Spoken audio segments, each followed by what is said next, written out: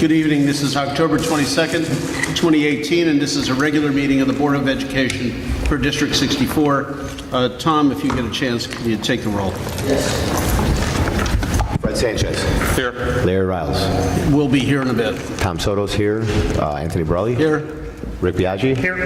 Mark Eggman. Will not be here. And Eastman too. Here. So prior to the start of our regular meeting, we're asked to go into closed session to discuss several issues. Number one, 5 Illinois Compiled Statute 122C1, employment of specific employees, as well as the superintendent. Number two, 5 Illinois Compiled Statute 122C2, issue with the collective bargaining agreement with the SSC. Number three, 5 Illinois Compiled Statute 122C9, special education student matter. And 5 Illinois Compiled Statute 122C11, a pending litigation against the district. This involves a due process issue. I've made the motion. Is there a second? Second. Eastman has the second, starting with Eastman. Before we take Yes. the vote, I'd like to put on the record that with respect to the superintendent's performance review, that under 105 ILCS 524A 7.1, which reads in part, except as otherwise provided under this act, disclosure of public school teacher, principal, and superintendent performance evaluations is prohibited. And that is the rationale and the legal statute for which we're going under closed session, and that the superintendent would, in theory, have a private cause of action against the district for violation of that act. Thank you for the clarification. And starting with Eastman. Yes. Yes. Yes. Yes. Yes. Okay.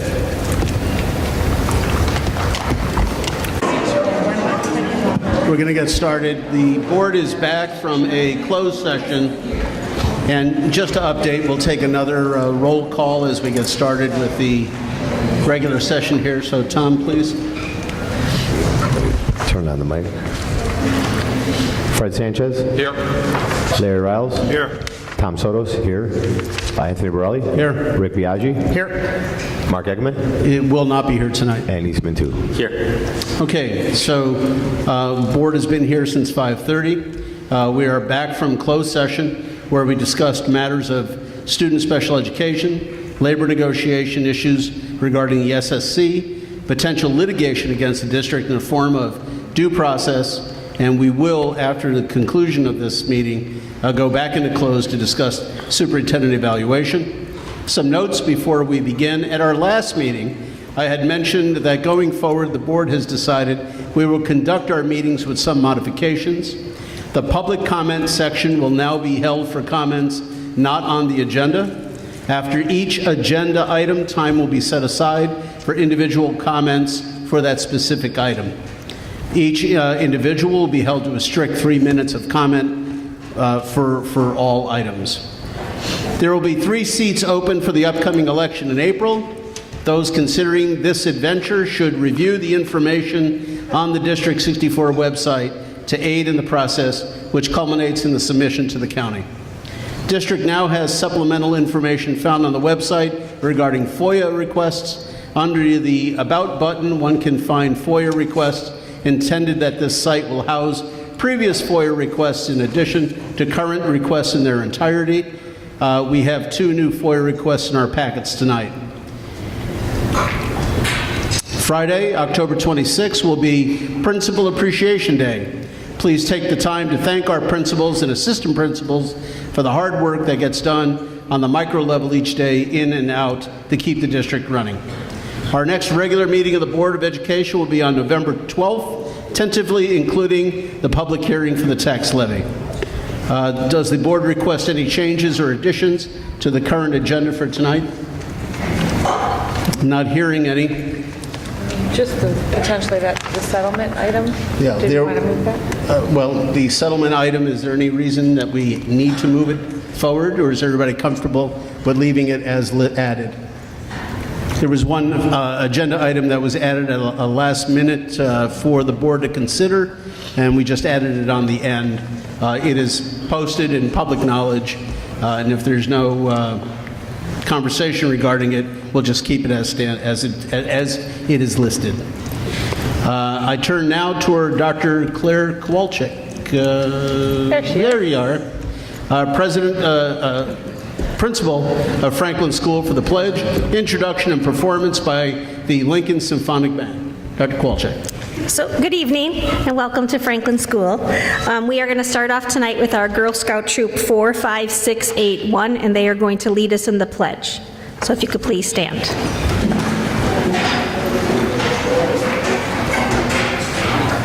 I pledge allegiance to the flag of the United States of America and to the republic for which it stands, one nation, under God, indivisible, with liberty and justice for all.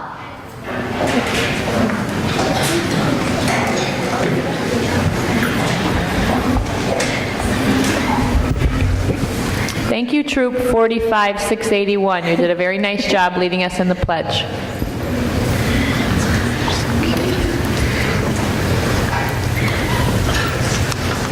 Do you want to say anything or just introduce you? I was just going to say we're delighted to be here. We have the Lincoln Symphonic Band and Brian Jacoby, and thank you for this invitation. We'd like to play a couple pieces if we may. The first is Marches of the Armed Forces. The tradition is to, if you've served in the forces, stand and be recognized when you hear your tune. So here's the Marches of the Armed Forces. And we'll do a little number after that as well. Great, thank you. We're very excited that you're here. Thank you.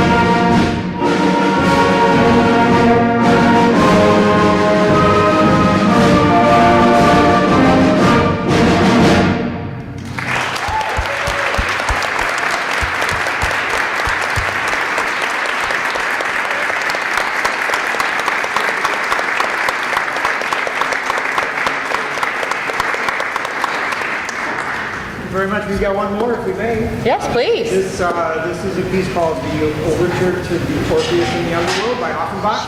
And I learned this year as I was putting together the notes that Offenbach actually wrote the Marines hymn. The Marines hymn was based on an old opera tune that Offenbach wrote. So a couple of pieces by Offenbach tonight. This is the Orpheus Overture. And it features just about everybody in the band.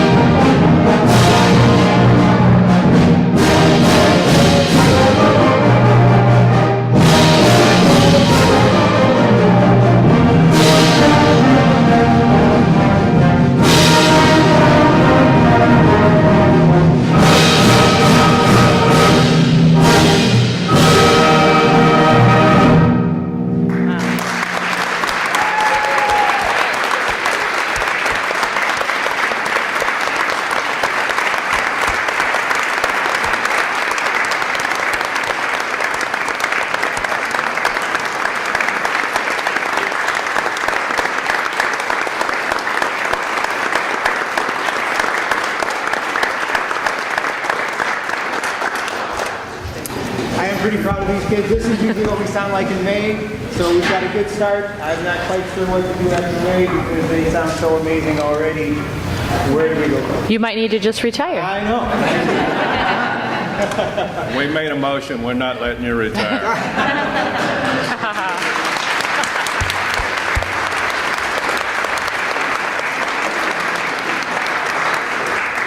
Thank you very much.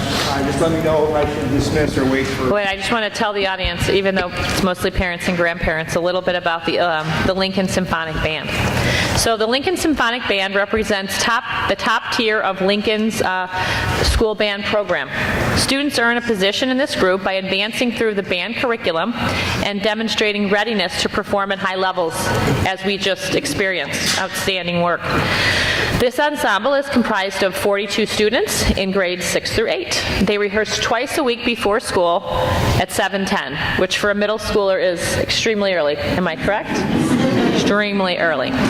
And they work on techniques and really just continuing to build their craft. The band performs 5 concerts a year at Lincoln, as well as a progress concert along with the high school band at Maine South. The group also performs once a year at Northwestern University. It's pretty outstanding, where they have an opportunity to work with Northwestern University professor Dan Ferris. In addition, students have the opportunity to audition for placement in the ILMEA Honor Band and the All-Illinois Junior Band at the University of Illinois. Lincoln Symphonic Band will perform under the direction of Brian Jacoby, our curriculum specialist for instrumental music. He joined us in 1990, and you've directed this band since 1996. That's pretty outstanding.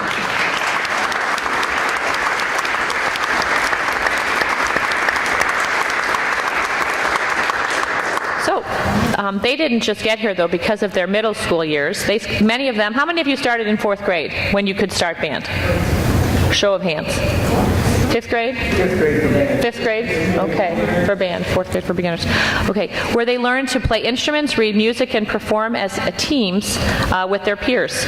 Along with the beginning level orchestra students, they have a similar progression. Our band students do the same. And then, how many of you intend to go on to high school and continue in the band? Hopefully a lot of hands will go up.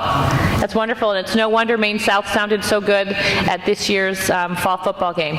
We had so many District 64 students that had come through our program and wound up still playing at the high school. So I think it's great that you're all intending to do that. Would now be a good time to dismiss most of the band and then just keep the ILMEA Music Awards and recognize those students at this point. That would be great. So for once, you don't have to pack up. Later. Thank you very much for a great job. Thank you for coming tonight.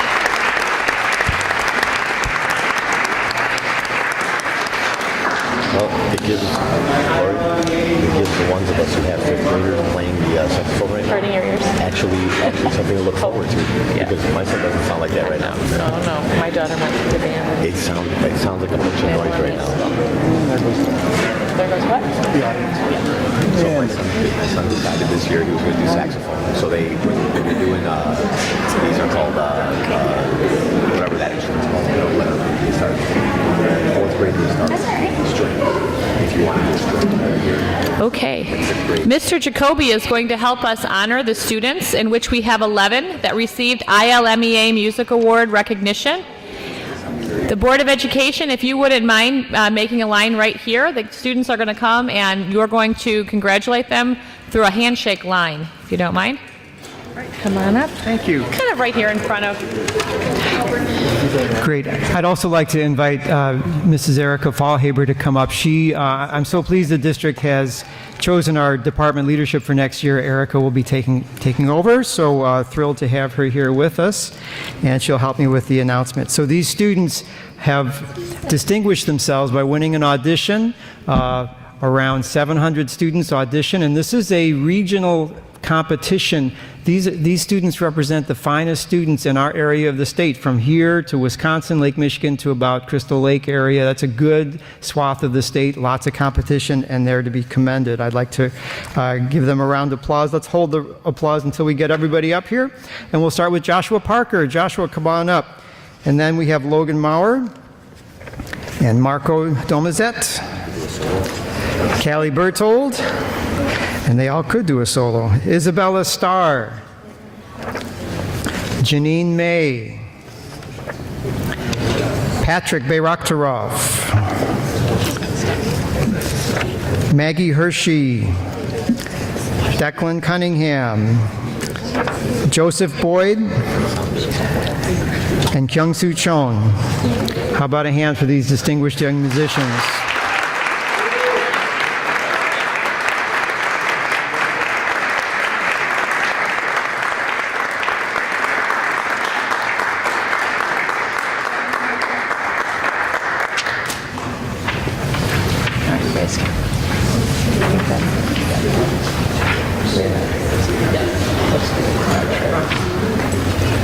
And parents, you can come up if you like. I can keep you away. Come up and take pictures of this moment.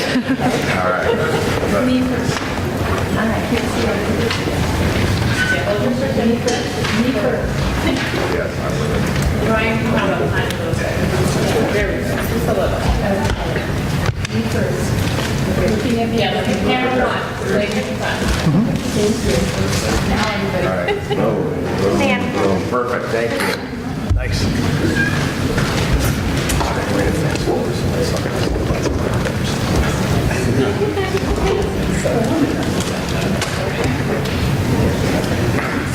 Thank you, everyone. Thank you, parents.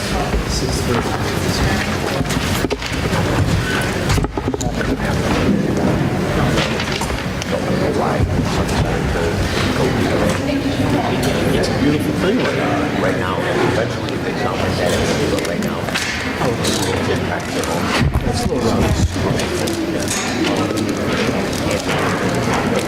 super painful. It just sounds like a bunch of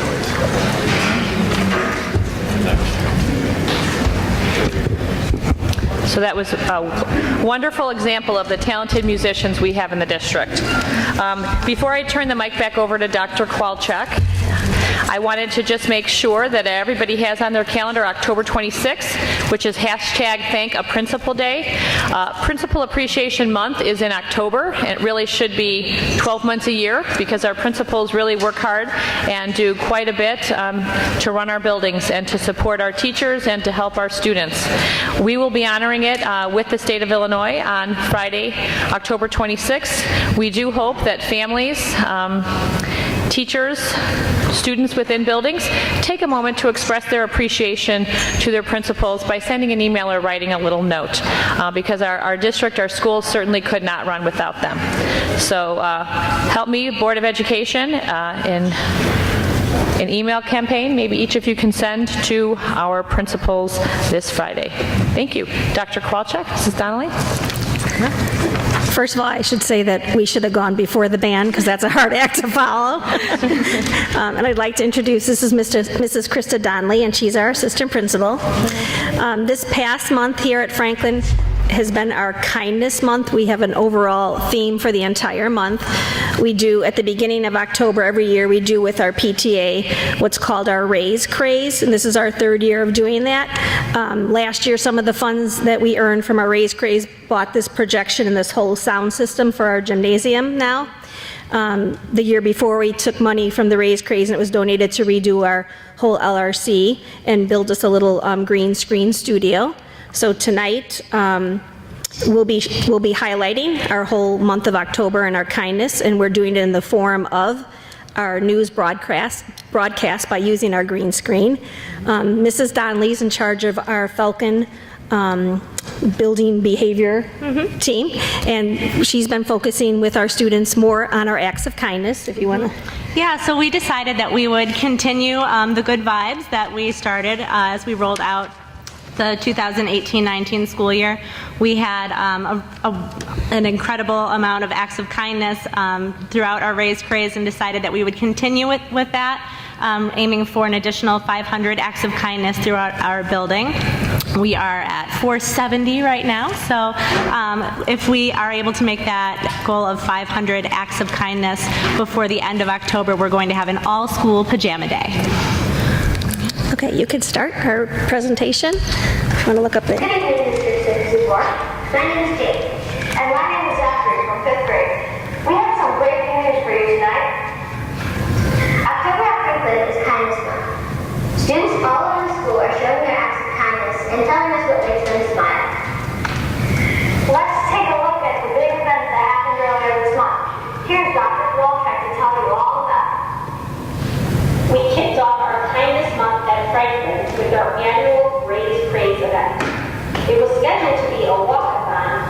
due to rain, it was turned into a dance-a-thon on Friday, October 5th. Students also completed acts of kindness and received pledges from family members and friends. This year, our students completed 1,665 acts of kindness. This is an increase of 415 more acts of kindness over last year. We set a fundraising goal of $30,000. I promised the students they could do something to me if we met our goal. The students voted, and 75% of the students voted to turn me into a human Sunday if we met our goal. They exceeded our goal and raised $35,858. Our students completed several acts of kindness, including collecting spare change to donate to the Red Cross for the victims of Hurricane Florence. The students collected $322. Students also collected books for Bernie's Book Bank. We filled 2 cars full of books to donate. What a great fundraiser for Franklin. We also had the opportunity to pack lunches for Uncle Pete's ministry. Students helped pack over 500 lunches to feed the people that are less fortunate.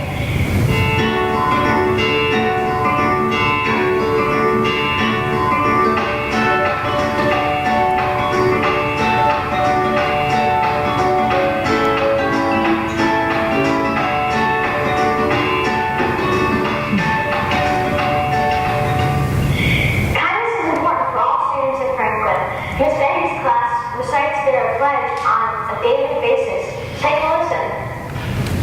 Our class pledge. We pledge to treat each other with respect. We pledge to do everyone. We pledge. Different fifth graders show acts of kindness each day by helping the fifth grade get to lunch in a safe and orderly manner. I've helped in the past, and it makes me smile knowing that I'm helping younger students to get to lunch in a safe way. With so many acts of kindness, it's important to keep track. Check out what Miss Lila's class is doing to keep track of everything they do. These are our common charts. You keep them on our desk. Every time we do something exciting, into the smiling face. Be up into someone smiles today. We've added a lot of smiles so far. Act of kindness really brings a smile to the face of many students all over the district. Let's look at what else brings a smile to the face of students here at Franklin. What makes me smile is school. I have all my friends, and here it's just like a young. After you go to school, everyone so happy to me that makes you smile. What makes you girl smile? It's having girl power. What makes you guys smile? Thank you for joining us tonight to listen to this broadcast. That's it.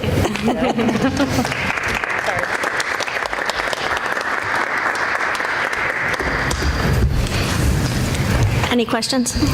No. No? Thank you for the presentation. Keep up the great work, Franklin.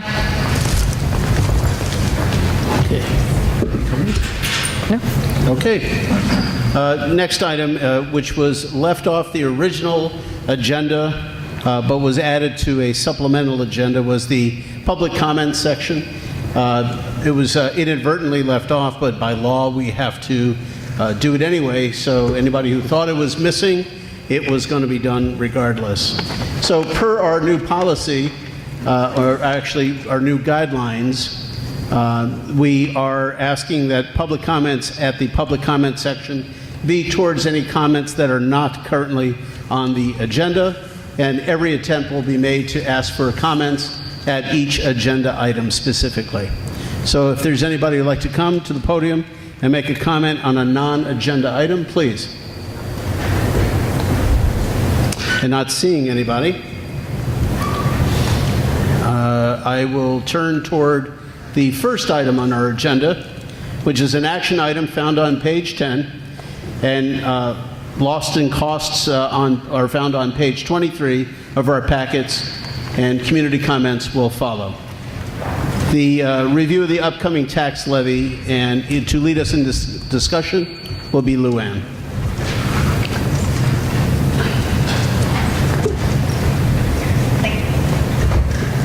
Thank you, Tony.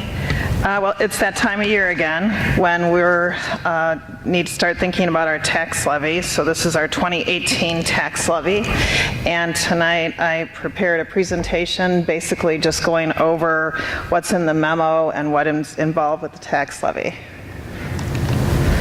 So we are subject to the property tax extension limitation law here in our district, otherwise known as the tax cap, which was enacted in 1995. And it limits the increase in the property tax extension that the school district can do to 5%, to the CPI or 5%, whichever is less. The CPIU for December 2017 was 2.1%, which is the same as it was in 2016, and that'll be used for our 2018 tax levy. So per Illinois state statute, the school board must adopt an estimated tax levy not less than 20 days prior to the date it adopts its final levy. So our key dates this year are today, we're asking the board to adopt the tentative tax levy and establish the date and time of the public hearing via a resolution. On November 12th, we would have the public hearing on the tax levy. That night, it will not be at the start of the meeting. We're putting it at 8 o'clock since we'll be at Washington School for the National Blue Ribbon. We don't want to have to stop that to have the hearing. And then December 10th, the board adopts our final 2018 tax levy.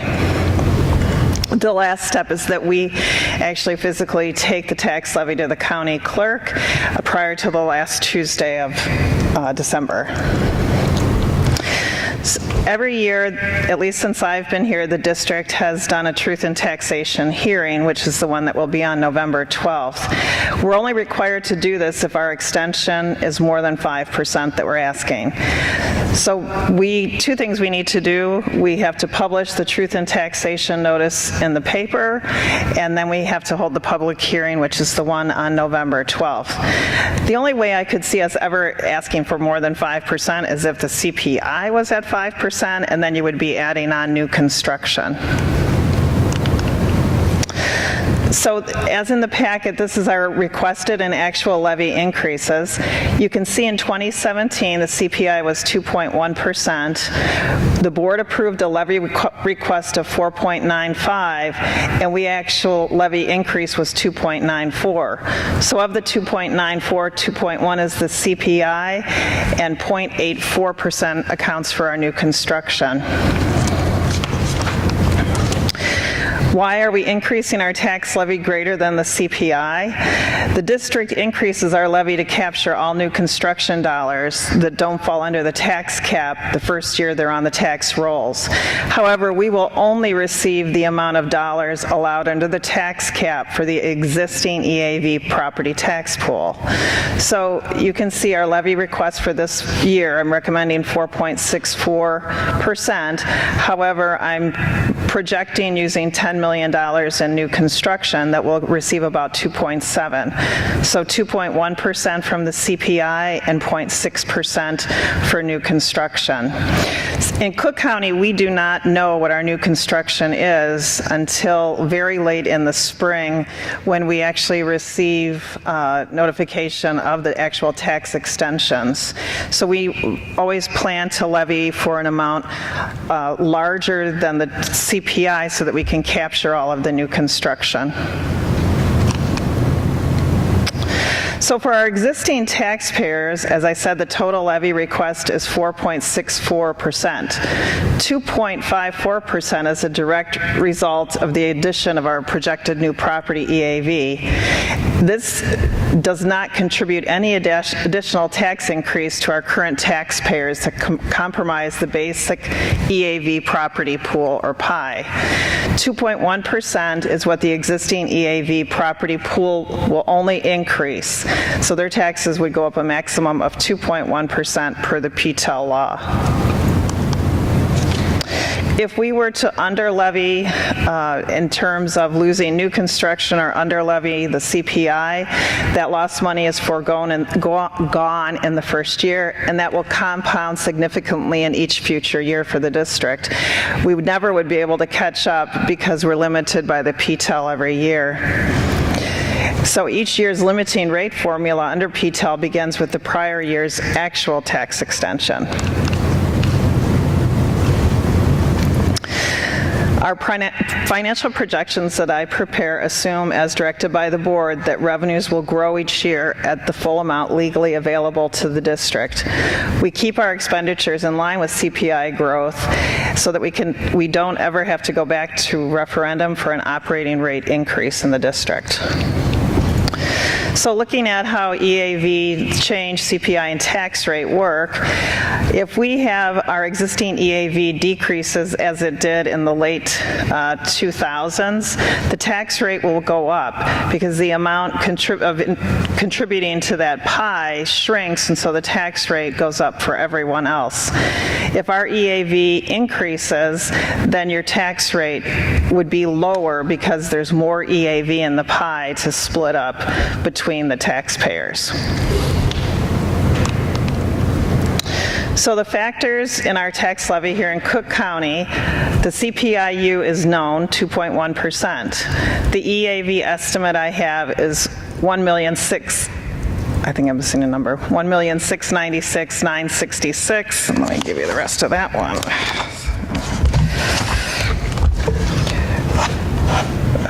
Okay. So our 2018 EAV after the EAV adjustment is $1,697,965, 256. I left the 256, and that's unknown. And our new construct, as I indicated, Your mic just went up. we're looking at is $10 million for this year.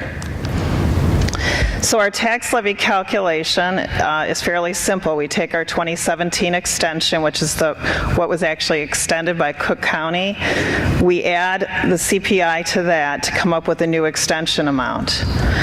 Then we take the 2018 EAV estimate that I have, and we subtract out the new construction to arrive at the $1,697,965, 256.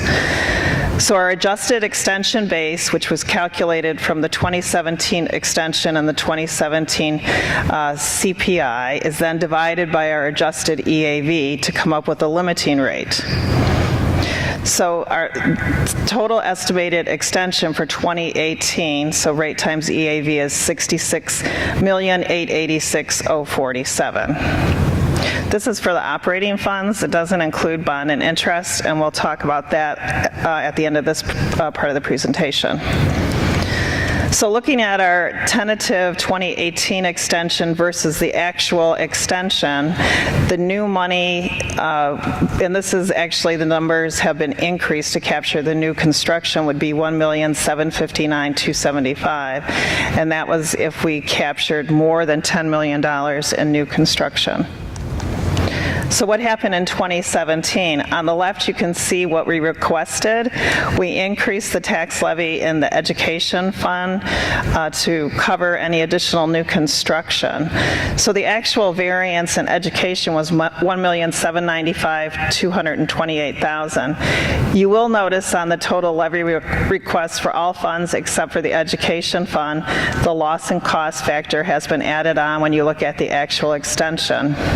However, in looking at the variance for the ed fund, if we add or basically subtract from that number, the actual reduction that was taken by the county is $1,273,500. So last year, the total increase in the tax levy was 2.94, 2.1% of that being CPI and 0.84% being new construction.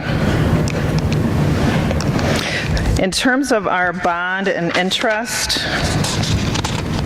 I wanted to remind the board that last year we had talked about the Cook County loss and cost factor in our November meeting, and the board had requested that a board policy be developed, which is attachment 3 in your packet, for the reduction of the loss and cost factor in the debt service fund. So the loss and cost for this year is $105,280, representing 5% of the debt service levy of $2,105,600.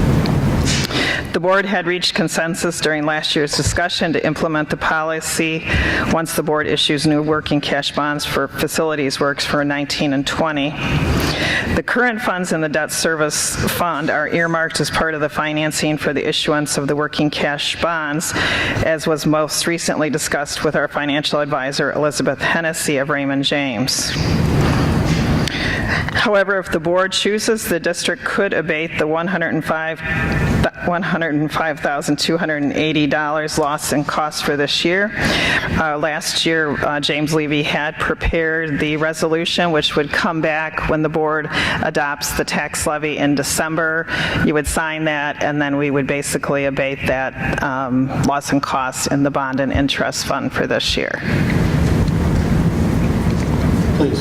So I have a question. So just so that the public understands, again, we went through this last year, but loss and cost is put in place by the county to allow us to capture taxes from the rest of the district, the rest of the taxpayers in the district, for folks who did not pay their tax bills. That's correct. So it's basically, you rarely will collect 100%. Right. So if there's 1% of people in the District 64 taxing area who didn't pay their bills, the rest of us who did pay their tax bills get to pick up that tab for those people.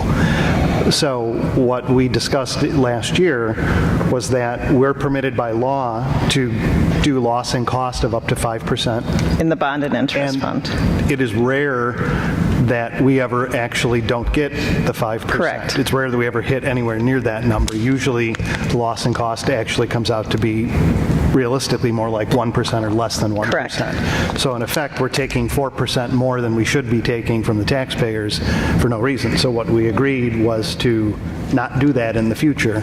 And what other taxing bodies in this town do is they look at a rolling average of what are the actuals, the actual loss and cost, and bring down their actual number that they go to the county with and say that's the number we want to actually do loss and cost, not the sort of pro forma 5%. The 5% on bond and just interest. by default.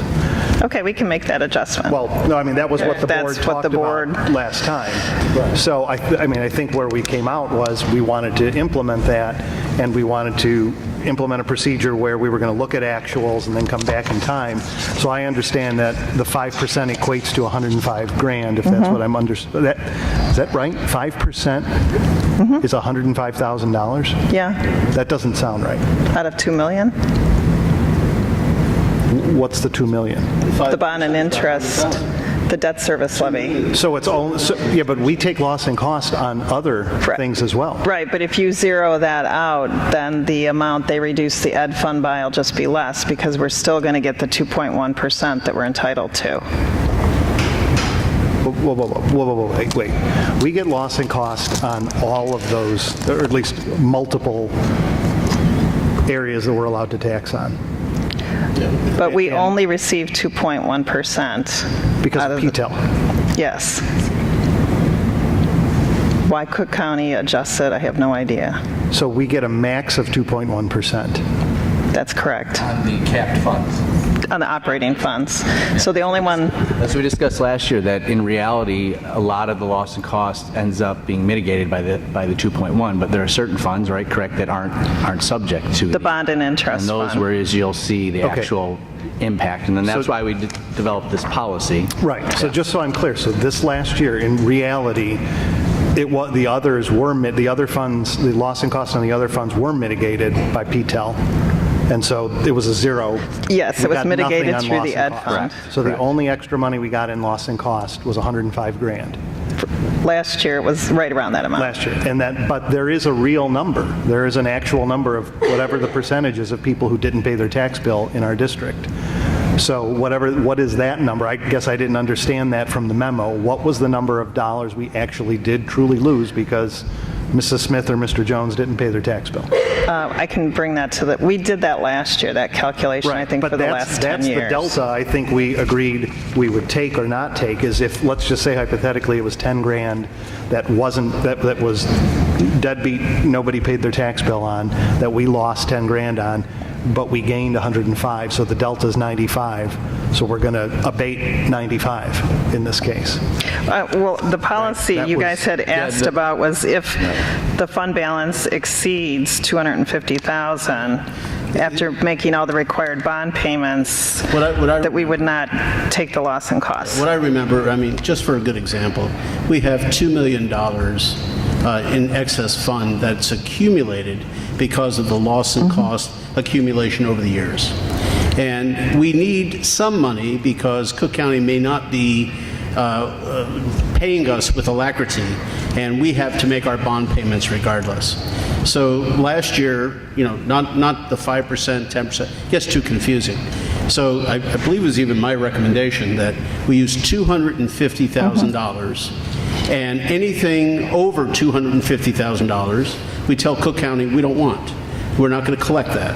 Or we're going to maintain a $250,000 balance to cover our end, and then we're going to abate everything else. So instead of accumulating another $2 million, we're going to be basically giving back $1.75 million to the community because it's above the $250,000 that we're going to hold just in case the Cook County folks don't pay us.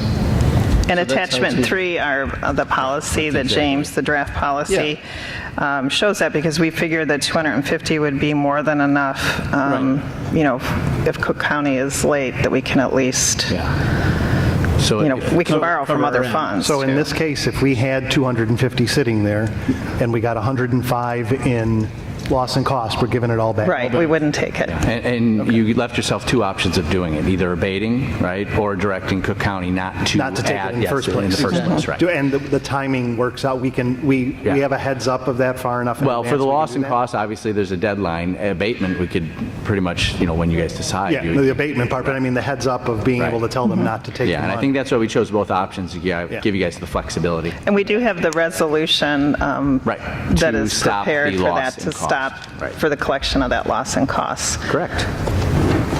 So if the board, our fund is over $250,000. We haven't moved that money yet for the bond issuance. So you need a consensus as to whether you're going to rebate or tell Cook County not to collect. Yes. So that. I just need a consensus that you don't want to collect the money, and we'll bring the resolution back, the resolution. Yeah, consensus. So, Fred, how are you leaning towards that? Well, we have a board policy. Why do we need consensus? It hasn't been adopted yet. Okay, so don't we need to adopt the board policy first before we get consensus? Shouldn't we adopt the board policy first rather than take consensus? We can't adopt. Well, first of all, you can't adopt because it's not on the agenda. Yes, well, we can't adopt this tonight because it's not on the agenda. You certainly can give her direction on how to proceed, and then we can make sure that both these items are zipped up at the next meeting. Right. So consensus. Fred, are you leaning toward abatement or just telling Cook County don't collect it in the beginning? We have enough time to tell Cook County that, correct? Yeah. Sure. Or potentially, do you need more information? Well, is there a material difference? No, there's no material difference in the debt service because the debt service levy every year is the amount Cook County sets based on our working cash bonds. So with the debt service fund, there's not really a losing money that we'll never get back because that levy is set each year by Cook County anyway. And so I believe the document we did last year was an abatement that James prepared for us. I'll have to double check. Yeah. I guess the only way asking Cook County not to tax it that could go sideways on us is if a calculation was off.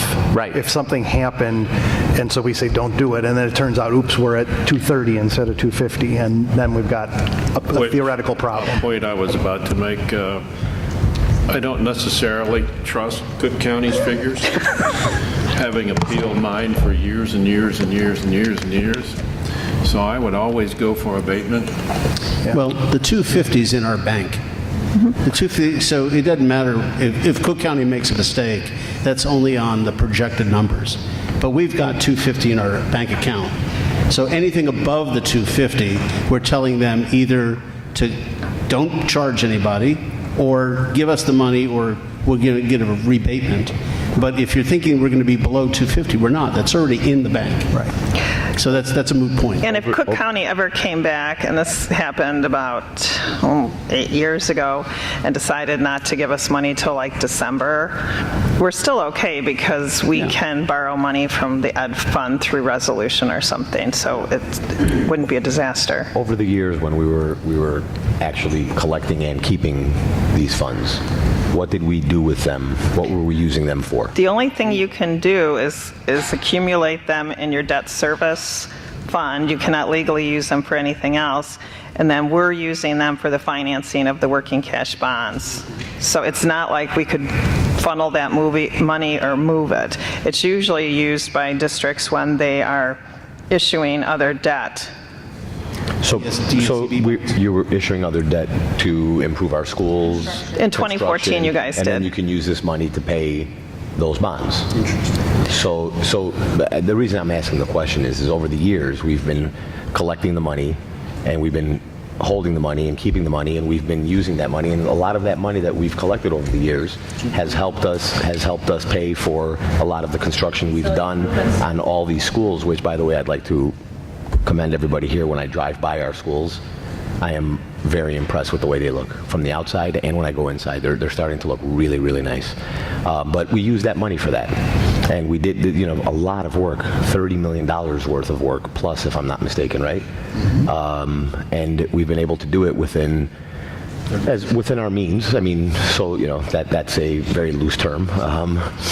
But with the help of our taxpayers and being able to get these schools to do it without having to go to referendum for $50 million or $100 million request, I just want to make sure that our budget moving forward takes into consideration that we're no longer going to have these funds, which rightfully we are definitely doing the right thing. But just you keep in mind that these are no longer there, so you need to keep this board and future boards aware of what our schools need, of what our district needs, so that we can budget for it and know where we're going to get the money for it.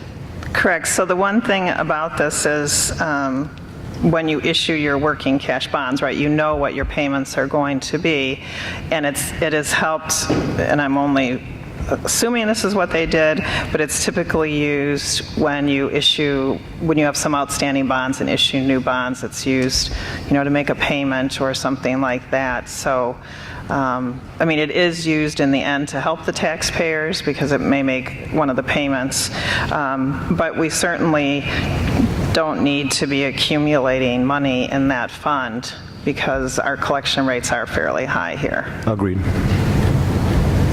So back to, I guess, the question, is there a material difference between abating and, I know what the difference is, but is there a downside to collecting the money and abating it versus... Yeah, and that's what I'm going to have to talk to James Levy about. That's who joined us last year for this meeting. That's more his corporate area. So what I think I could do is I could talk to him tomorrow and get the pros and cons of each, and then we can actually send out a memo to the whole board with both the pros and cons, and then I think a recommendation on what we think would best meet your interests.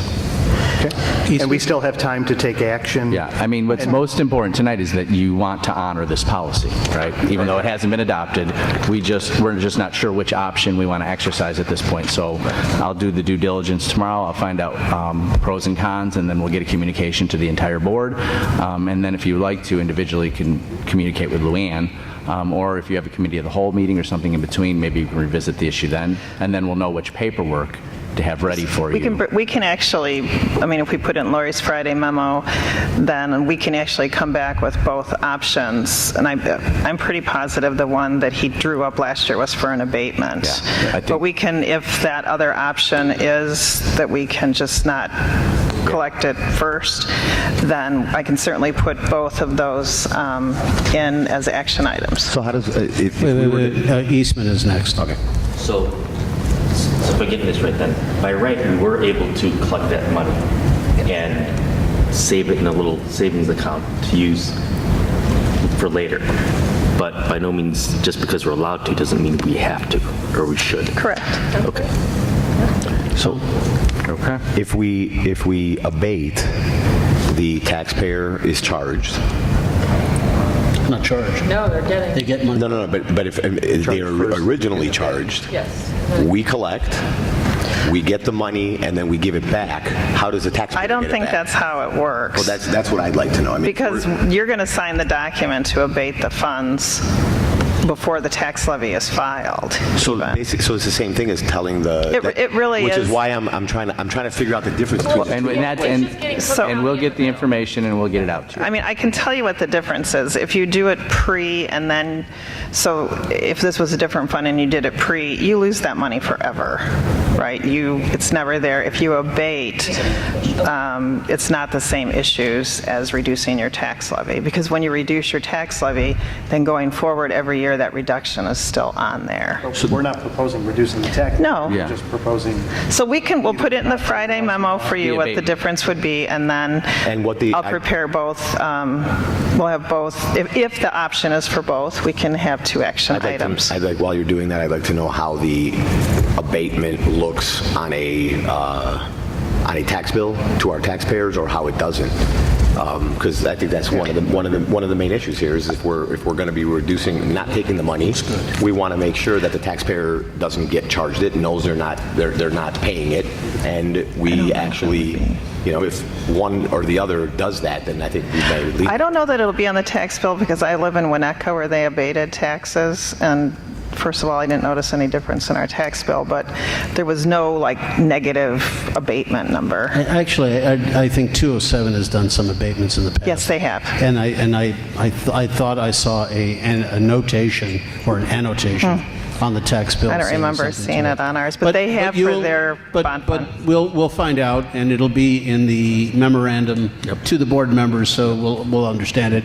Once we receive the memorandum, if there are questions regarding the memorandum before our next meeting, please send a quick email to Dr. Heinz so that we could answer that and get that information out to everybody so that we're all brought up to speed. And regarding the new policy, if we're going to follow through in this new policy, I ask that all board members please review the policy that's in your packets, because it'll be brought back at our next meeting. November. And be voted on, and you have to read it. If there's questions regarding it, please send those questions to Dr. Heinz so that she can answer them and provide a response so that all of us are kept in the loop regarding this. So any questions you send, we'll send the response to everyone, but don't respond back, please, to everyone.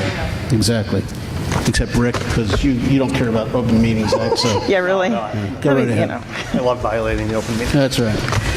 Okay, So- we just need you to take action then on the resolution. Correct. So can somebody make a motion?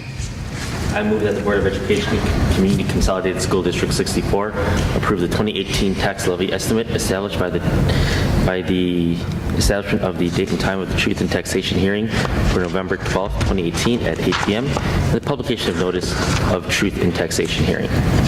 Second. Rick has got the second. That opens the floor for discussion. So I turn toward the audience. If there's anybody in the audience who has any questions regarding this particular agenda item, please come forward. Not seeing anybody, I go back to the board. Why don't we take a vote on this, starting with Eastman? Yes. There's discussion for the board for a second, just by Robert's rules. Yeah, any discussion? Any discussion on the board? Well, that is correct. And all I want to say is that was a joke, by the way, about me liking violating the open meetings act. So we're all clear. Yeah. So that's why you needed that discussion part. Yes, I've been burned before, so I just want to make sure it was understood it was a joke. It's not to read that back differently, right? Yeah. Yes. Yeah. So back to Eastman. Yes. Yes. Yes. Yes. Yes. Yes. Okay, good. Next item on the agenda is located on page 27. It's the 2019 construction discussion. Luann, back to you. And Mr. Is Rick Rick and Dr. Bednar, if you wouldn't mind, do you want to come up just in case? And unfortunately, you're going to have to grab yourself your own chair, but Sorry, there's usually two. Dr. Lopez. Oh, there's one. Okay, you can take Dr. Lopez. So Rick is passing out the attachment that was in the board report, a larger one, so that it's much easier for you to see as we discuss You can swing that mic over. field school. Maybe not. So we have continued working on field school and investigating the build-out on the third floor and where to put the new office and secure vestibule. I'm going to turn this over to Rick to let you guys know about the news that we received on being able to build out that third floor. Turn on your mic.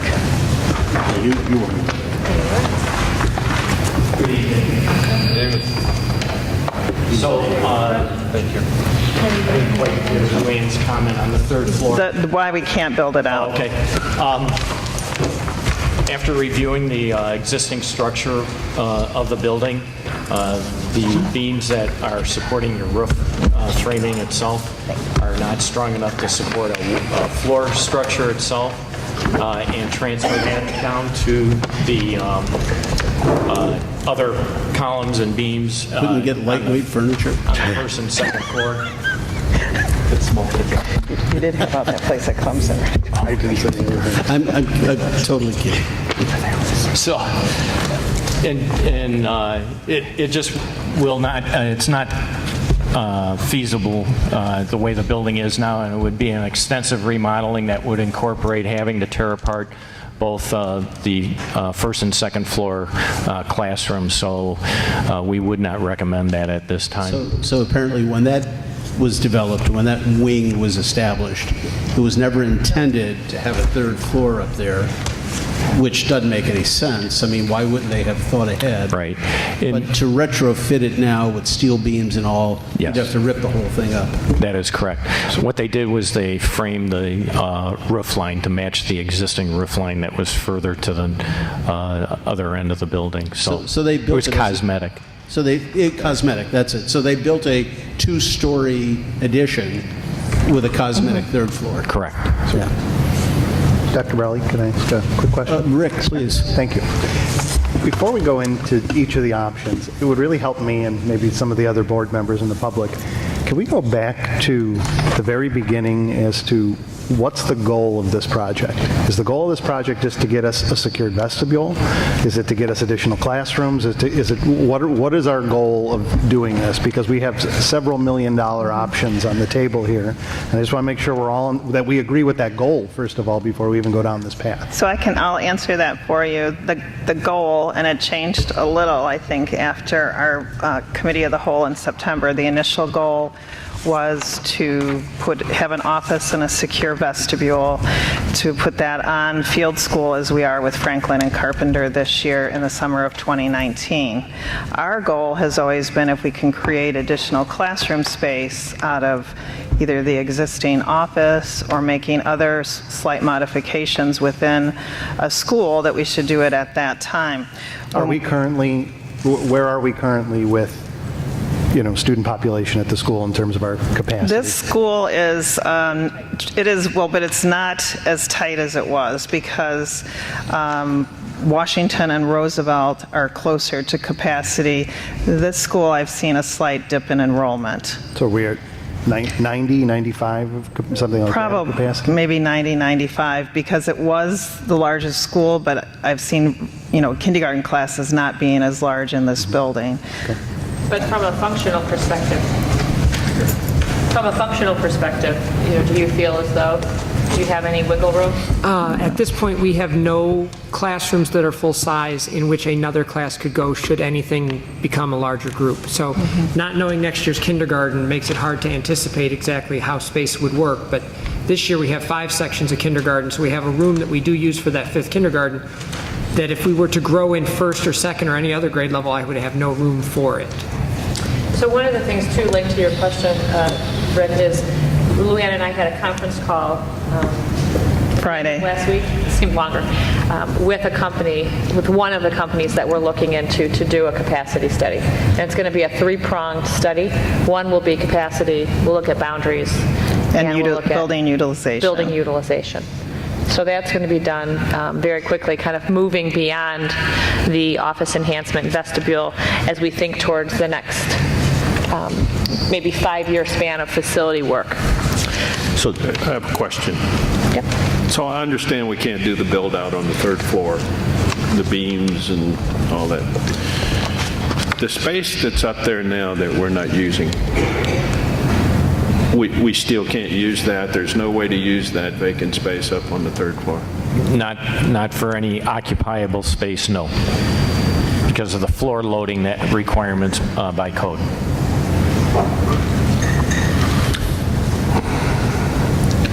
So Tom's hand was up.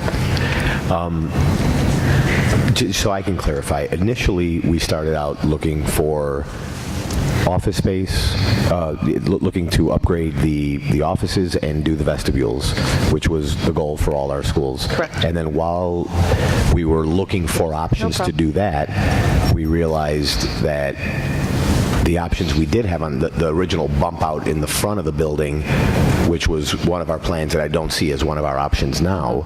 The reason why it's no longer one of our options is because we are now kind of converting to not only doing the office upgrades and vestibule work, but also in addition looking forward to the future of the needs of field and potentially looking for a way to lump all this together with additional classrooms. Correct. When we did Roosevelt, we were able to get that full-size classroom and then a special education classroom out of the library, which was in addition to the office construction.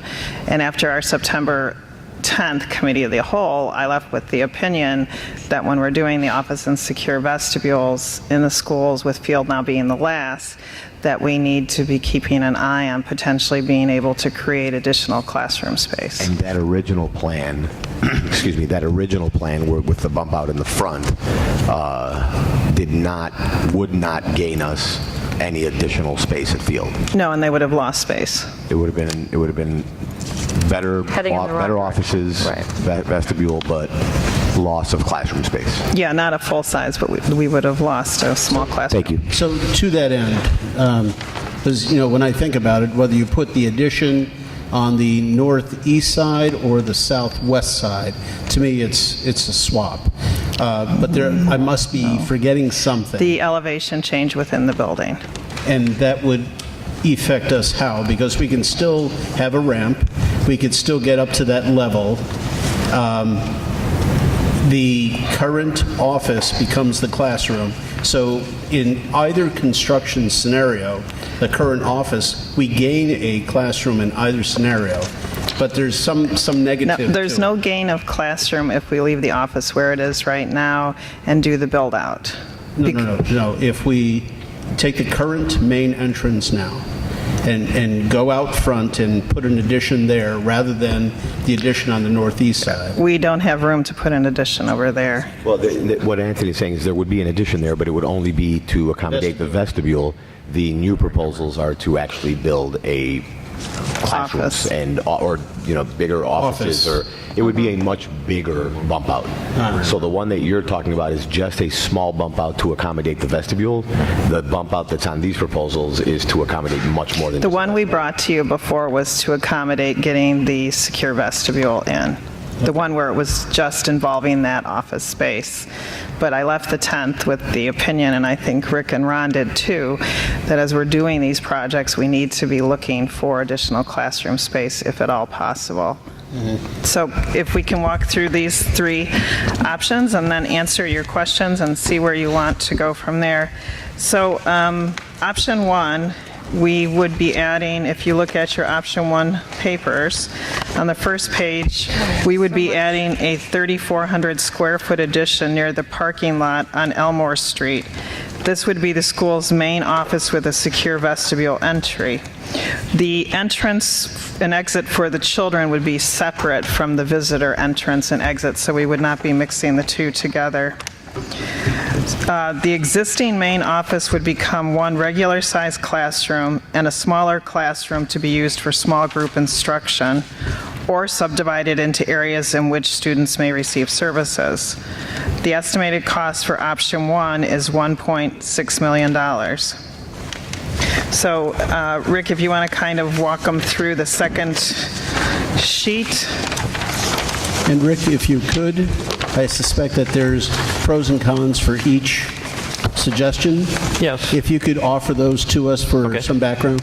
Sure. I'm sorry, before you start, did you say option 1, which is building a new main office addition and then remodeling an existing office, is 1 point how much million? $6 million. And that includes, I'm assuming that we're going to be doing secured vestibules. Yes. That's a full package. Absolutely. I mean, I think we've had some schools where we spent about that much just making conversions to offices and inner space. These are preliminary layouts based on what our requirements were to work with each option, and we've done a rough layout and based on cost per square foot at this point. As we further develop whatever option or options you're interested in, we would adjust as required. They're preliminary numbers at this particular time.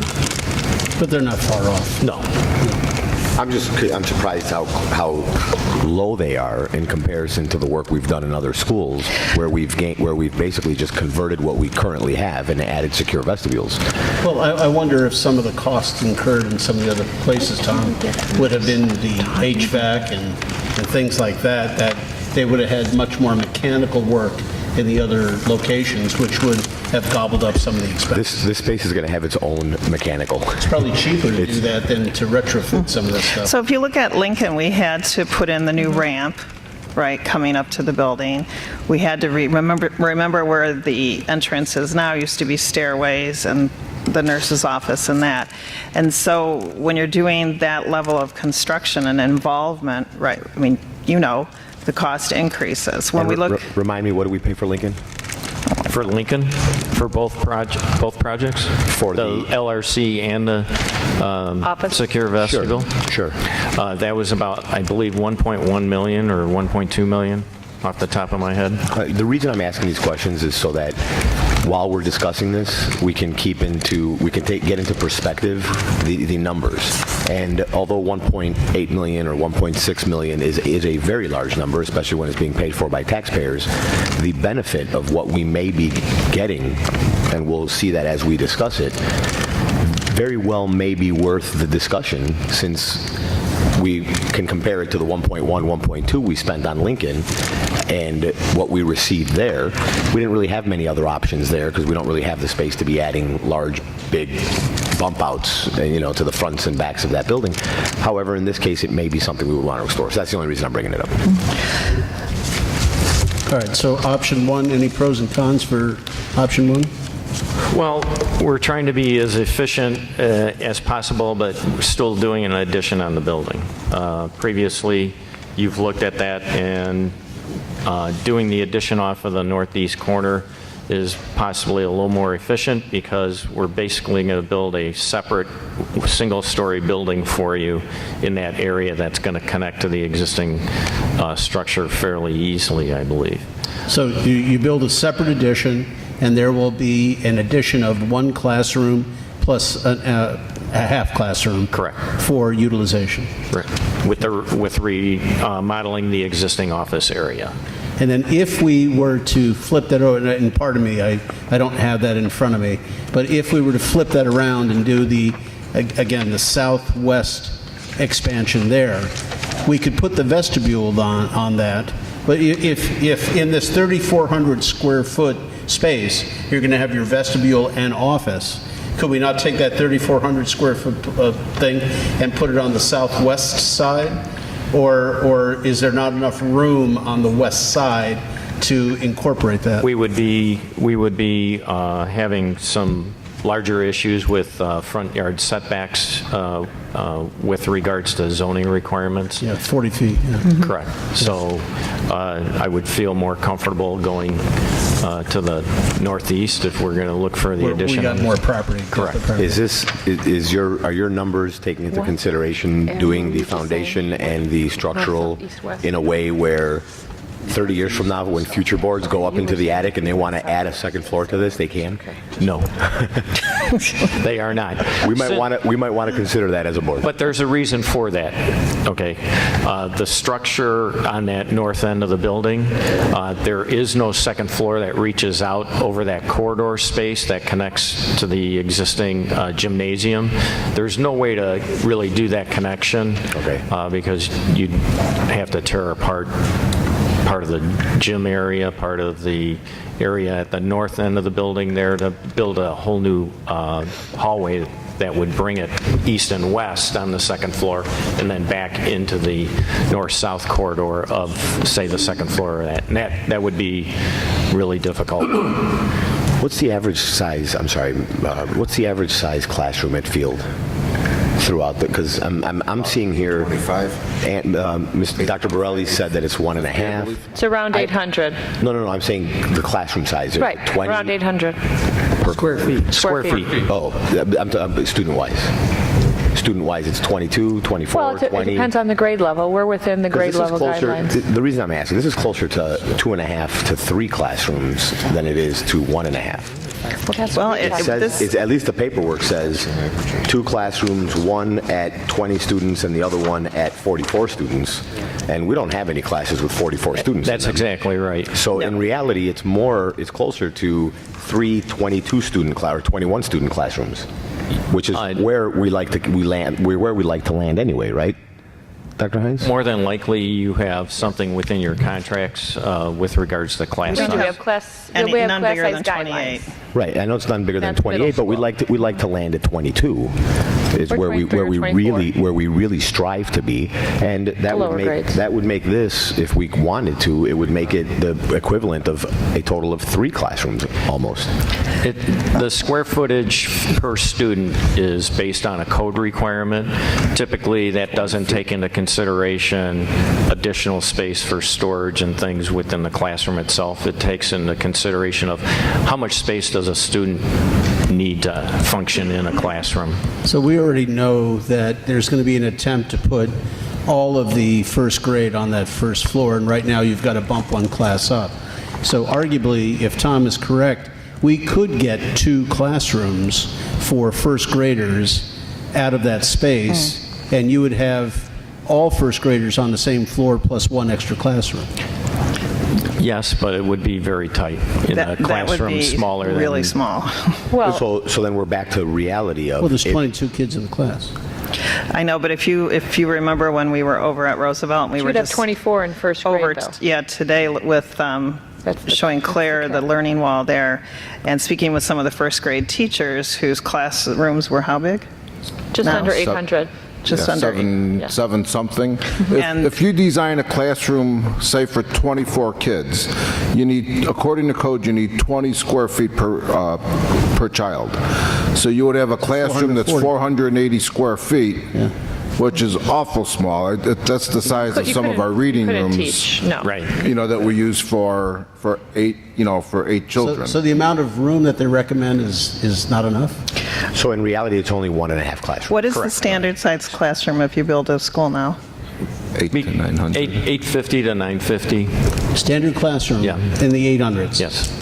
Let me ask you. So then what shouldn't be here is 44 students. So we should make that 24 students is what I think. I'm sorry? You don't want to make Taking up most 24 of the playground. because we could put 28 in there. The north end of the building is... The reading garden. Yeah. That's where the reading garden's The located. playground's actually south of that area. Yeah. Me too. The playground's where your pen is. Yeah, I understand that. Is this multi-purpose room taking the place of the auditorium? Can we go through these in order, I think please? if we kind of go through them one at a time, we can, I think it'll be easier for everybody to track. So Dr. Hines just mentioned to me, Tom, that before we go forward, that space, that 893 square foot probably should read 24, not 44 students. That makes more sense. Well, no, it should read 28 because we could potentially put a 5th grade in that classroom at some So point. really, we're putting 3,400 square feet onto this building, and we're gaining 1.5 classrooms. Correct.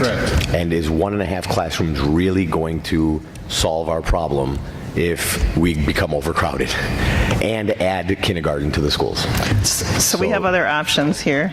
The vestibule is going to be through this parking lot. All right, Eastman. Yeah, the way it is, the way it is. So reading the text, I noticed an option 2 is 2A. Yes. We want the vestibule to be part.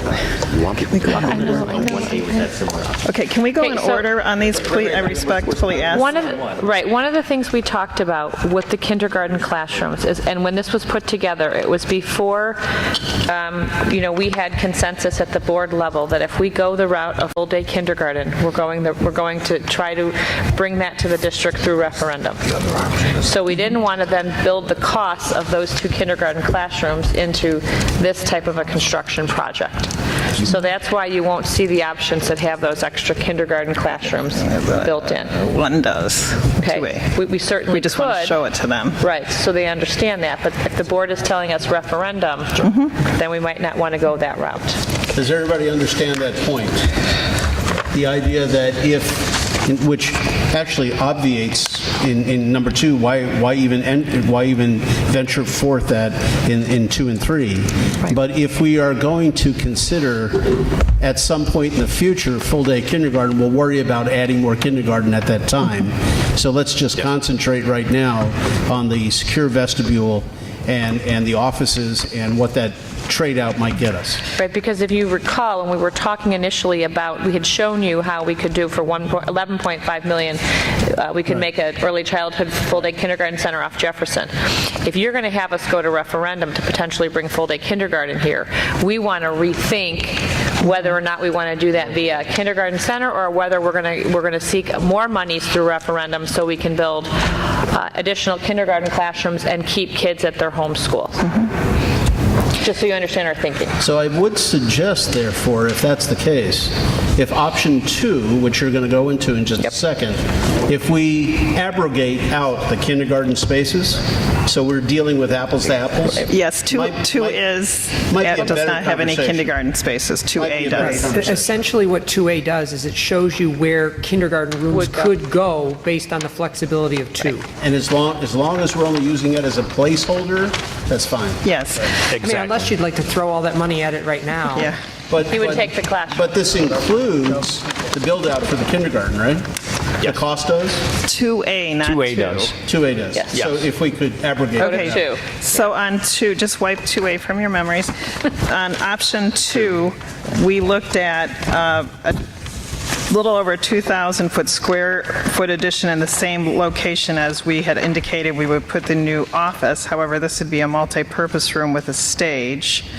This area would also be used as a second lunchroom, allowing the principal to better manage physical education schedules, and it would also be available for any program that requires a large flat space. And to answer Fred's question, yes, this would replace the auditorium. We would have a stage in there. The existing auditorium would become the main office with the secure vestibule. The existing office, once again, would become one regular-sized classroom and the smaller classroom, as we had discussed. And then in this one, we would also get a small group instruction area with the auditorium conversion.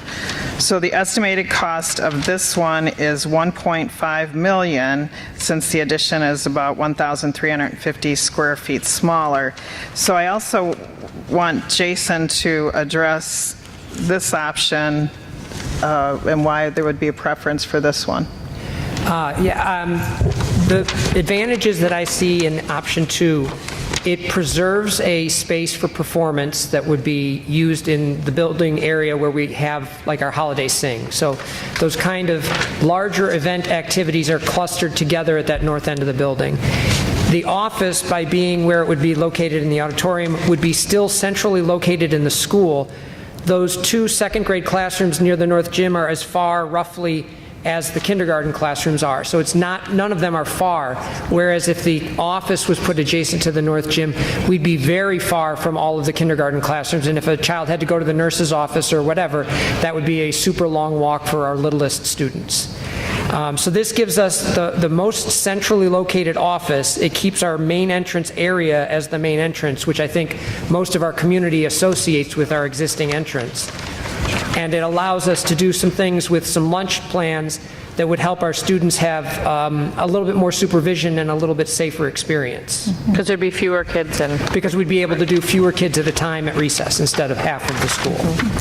Can you tell me a little about remodeling the auditorium? We had quite a few parents up here talking about auditorium. So I'd like Jason to address that because I did bring that up. If you take that, all of the pieces that would go into the office, into the auditorium, that multi-purpose space is going to have a stage so that you could still do follies, V-show, any of the assemblies that we would break into our smaller groups.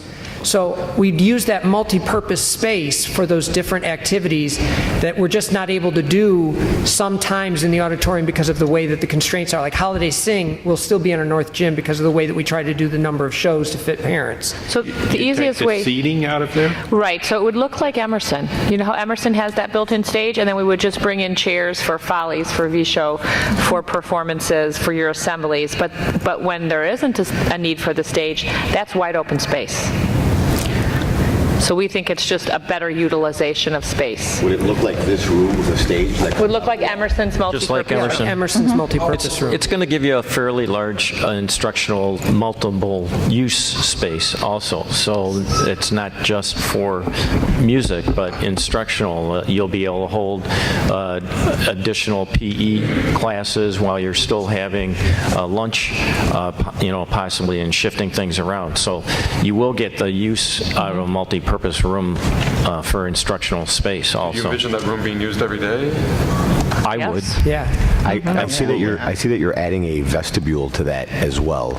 Can you explain to us a little bit of why you? I think I know why you did it, and I think it's a great idea. But can you explain to us a little bit why you added a second vestibule over there? We're simply in that scheme. We would simply extend the corridor out to come across the face of the multi-purpose room itself. That would not be a secure vestibule type setup. It would be an extension of the hallway there. For weather.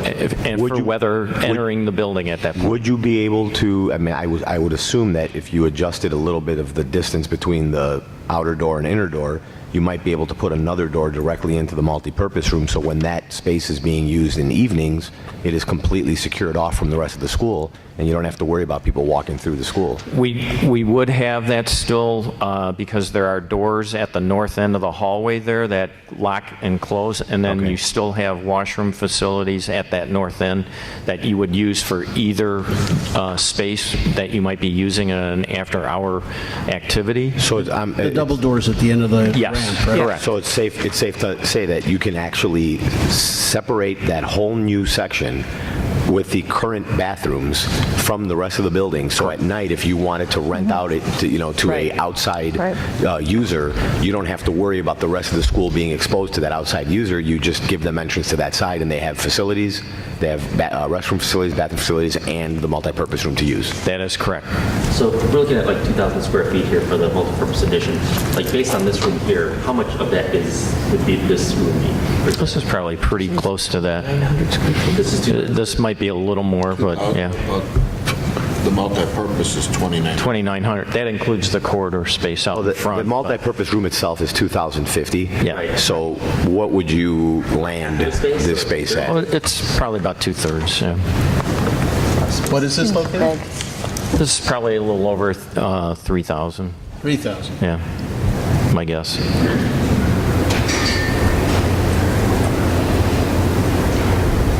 How many people would you be able to seat in there? 137 at 2,000 square feet? For seating, probably about 150, 200. Yeah. What is the capacity of your 150. auditorium now, do you know? That's exactly where I was going. 235. What is it? We have 235 seats in the auditorium. So what would the square footage of the auditorium be versus the square footage of the proposed addition that's going to be added on? Or if we wanted to make the addition larger to accommodate the multi-purpose room? The existing auditorium, I believe, is about 2,700 square feet, roughly. 27? Yes. So, I mean, is there any wiggle room on the size of that addition? Oh, yes. So that could be pumped up to 2,500? Yes, and not trying to jump ahead, 2A shows it extended, I believe. No, it doesn't, but we did figure out that we could extend that to the north slightly.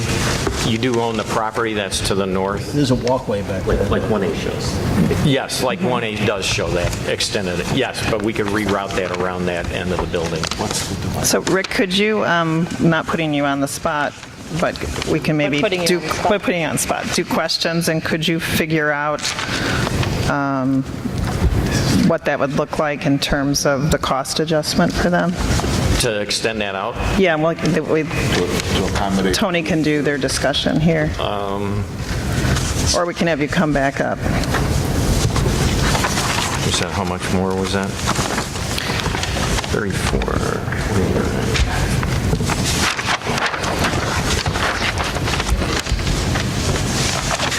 Tony, did you want to do questions, or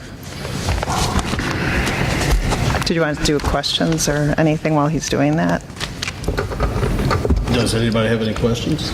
Or do you want to wait for the Well, there's information? earmarked on the document saying that the slight savings in cost 1.6 to 1.5 reflects that the That's 1,350. It's about 1,000 square feet smaller.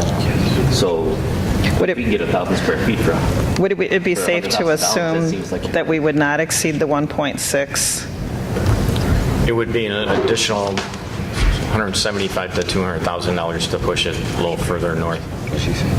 It'll cost another 200 grand to expand, and by expanded by how much?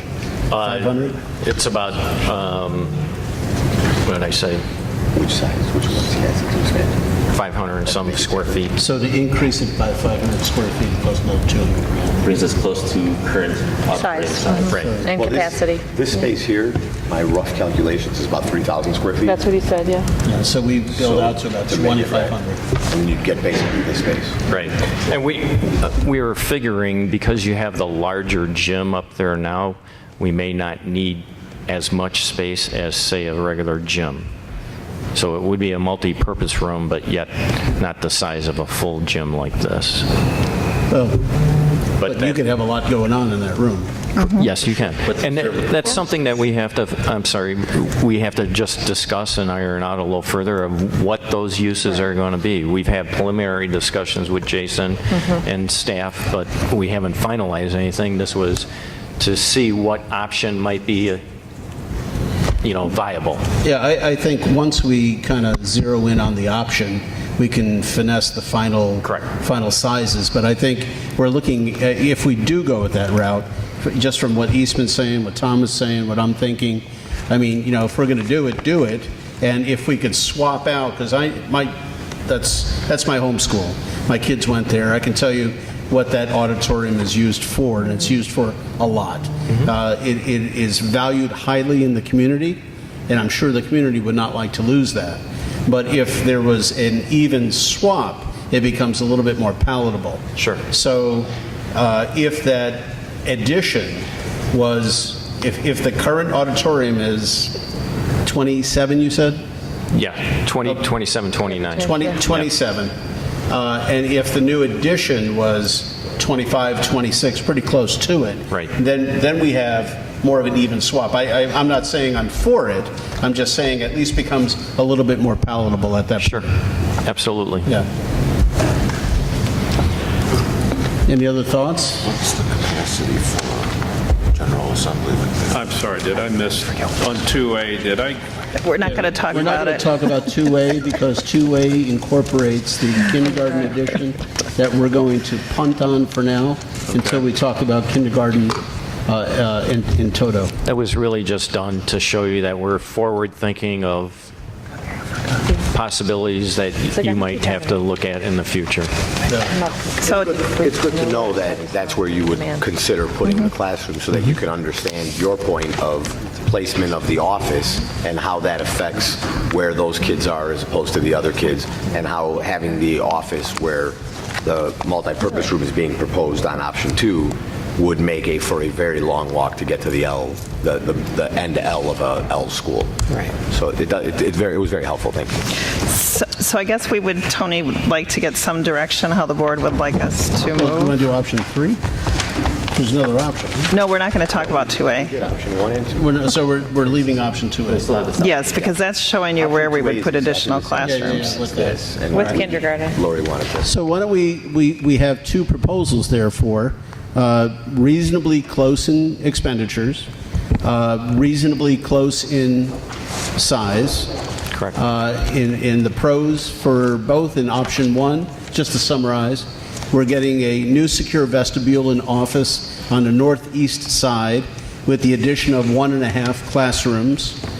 Option 2, we're going to eliminate the current auditorium and turn that into the office and secure vestibule and build a new all-purpose room on the northeast side, similar in size to the auditorium that would be lost, and yet that would provide more functionality for you to conduct your programming during the day. So that pretty much summarizes it. So that's saying, any questions by the board? One thing I wanted to just add, and I had talked with Rick and Ron briefly, is making sure we move lighting over into there, because they did have, I believe they have lighting in there for shows and Stage that. lighting. And so we would want to make sure that we can provide those same accommodations for the groups. I would assume that'd be part. Yeah, you wouldn't lose The anything. technical part. You wouldn't lose anything in the transition. Is that part of the cost? Is that part of that 1.6? It might be, have to be adjusted slightly, but if the existing equipment is new enough that it makes sense to move it over, there's some cost savings there. Right. We haven't evaluated But the any of price, that yet. the price definitely doesn't include does it include a actual stage? Yes. Yes. So it includes a pull-out stage? Not a pull-out. Not a pull-out, it's a Fixed. permanent stage, Actual. like at Emerson. Like at Similar Emerson. to Emerson's. Yeah, I guess I've never been in that room. I'm having a retirement breakfast tomorrow at 8 if you care to swing by. And underneath, would that open up for storage? That is not allowed by Not code allowed by anymore. Oh, isn't it? No. Really? When I was in school, it was, yeah. Me too. We can't put sprinklers underneath there and make it legal? Stuff underneath. So that would give them a stage. Would it give them a backstage? Would it give them a area? I'm just trying to see how Yeah, it would. there would be sufficient space for circulation and setup and everything. We would accommodate that. It would be very close to what Emerson has as far as those options. How close would it be to what their current auditorium is like at Field? Very. At Field? Size-wise? No, functionality-wise. The only thing How that's really close would it different be are to- those permanent seats. That's the issue. So the permanent seats that the auditorium has So and we're- the slanted floor. So the slanted floor and the permanent seats is pretty much what we would be losing? Correct. Yes. But the rest of the gain. function would be very similar? Yes. Right, because even the south gym next to the current auditorium is used for as kind of a staging area into the auditorium, but you still have the main gym that could possibly serve a similar function. Correct. Right. And we've kind of thrown this out a little bit too. If we are using that multi-purpose room, would we make that kitchen slightly bigger so that we could serve out of it to either side of Either that side, space? yeah. So those are things that we would evaluate as we would move forward with the design possibilities. Would that new multipurpose room hold the same amount of people, or would it hold more? For an auditorium style, for a theater style event? It's probably just a little less right the way it sits right now, but we've talked about, the possibility of enlarging it to the north a little bit. Like 80 people less, actually. Yeah. It's significant. It's like 40% less. That's a lot less, because it only holds 170 people, right, or 168? The current one holds like 250. Plus, It does? Yeah, right? It's our capacity, the sign says like 230. Yeah, I didn't think so. And then that a seat for everyone, though? there's not 230 seats in it. That includes the stage? Yeah. that's a good question, Tom. We'll confirm that. There's only 180. There's only 180 seats. There's got to be something like 150 seats. That's what they're trying to get at. What's the seat Right, 'cause swap? if our capacity includes the stage, then the number of chairs is probably right around 150. So do you feel like counting chairs tomorrow? So my question, So my question is in our new situation, Right. will we be able to accommodate 150 plus seats? Yes. And maybe we'd be able to accommodate 180 plus seats, and then we can say, hey, what, this is actually an upgrade because now we can fit more people in during each show. Okay. Just figured it out. We'll calculate that out, and we can just... And we'll make sure the stage is a functioning stage with the lighting and everything that they're used to. So I suspect, when will you come back in November for final costs? What we're looking for is making the new, to talk apples to apples, the new all-purpose room closer in size to the existing auditorium so that there's no loss of space, no loss of capacity. All we would be losing would be the slant and the fixed seating. I got it. If there's any cost involved in moving the lighting over, it would be nice to know. If there is an aside, oh, by the way, another $50,000, we can blow out the one wall and make the lunchroom so that they can serve both ways. I mean, let's have a full picture of this. Okay. Anything else I'm missing that anybody would like to see? Yeah, if it's not too much to ask, I'd actually like to know the opinion of the people with boots on the ground and know what your staff would think about this. And if it's not too much, do you just even, like, will this idea be presented to the PTO, for example? Just get a little, a little feedback from color. Parents. Well, that's a good point, Isman, because I know the community is far and away against losing that auditorium. So in my mind, there'd have to be significant advantages to having the new room that would outweigh maintaining that old auditorium. So, understood. And if we could also make sure we remember that if we put the office at the north end of the building, that parking lot is right at the entrance to the building, and that entrance is right next to the playground. So we're going to have to somehow make sure that we don't have access to whomever is randomly coming to the school having access to kids at the playground. It's like Roosevelt. That's a challenge we don't have at the other We end. have Roosevelt, and we're doing a great job there, so we can solve that for you, no problem. We already have a With school that fencing, has it, and yes. we'll do the exact same thing we're doing there. We did it with fencing. So we can have, you can talk with your PTO, Jason. I think the big thing that we heard when they spoke here is they didn't want to lose the auditoriums. That's why this option 2 we were pretty excited about, because we're gaining a lot and we still are honoring the fact that they want a stage for their performances, which is going to be a lot more functional day to day. May I get the original cost of the first ever proposal of FGM? just doing a frontal bump out? I think it was 1.5 is what I remember. Yeah. So I'd like to see that all with the package. So just doing the frontal The bump original out one? with the office. Okay. And then did we ever come up with a very minimal one that required like no build out to the outside? We don't have that option because of the difference in the building. Yeah. The grade difference. Well, we did. I thought we said didn't we early on have one where we would just go right into the current office right now? We lost classroom space, and yes. I'd like to just see all of those in the package so that when I'm looking at this, I can say, okay, option original 1 was the cheapest, yet, however, we lost 2 classrooms. Option 2 was the least amount of construction. However, it was $1.4 million, where 1.9 we can gain. Look how much more. And option 3, which this would become option 3, and this is what that gives you, and then option 4 is what this gives you, so that I can at least make a. I'm trying to figure out what those other, because what I would bring back to you I just don't want those to be gone. No, but it's not. The original estimate where we would keep it where it is, and there'd be the bump out on the building. And then the other one you would be considering is option 2 tonight. I remember being there was one, and then the one previous. I remember one being where you walked right into the current office, where it required nothing outside.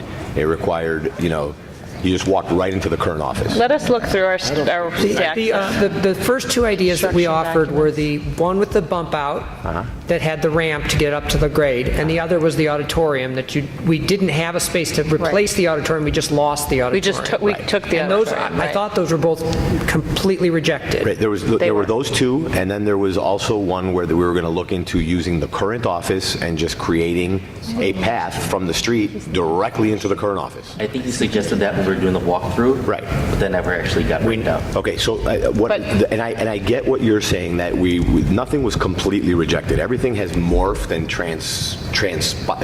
transformed itself into this $2 million building a brand new addition to field, which I'm not saying I object to. I actually kind of really like option 2, if I'm going to be honest. However, that doesn't mean that I still need to see where we were, where we are, where we're going to go, and how we're going to get there. So in my eyes, nothing has been rejected. Everything is out on the table.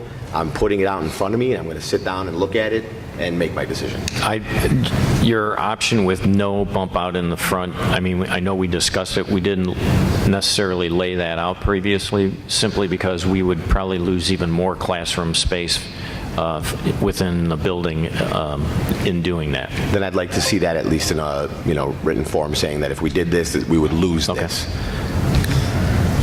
And if it's going to help to understand, my reasoning for it is, if we're eventually going to be doing potentially kindergarten classrooms, and I know that the cost of that would be a different cost. Greater to do it. And that would be added to whatever we're doing to help field now. Mm-hmm. It would also, this has been told to us a million times, it's better to do it, it's better to spend the money once than to do it in pieces. So if for some reason we're going to be spending a ton more money on field in the next 5 years, then let's do one comprehensive plan where maybe we build a 3-story building off of a portion of it.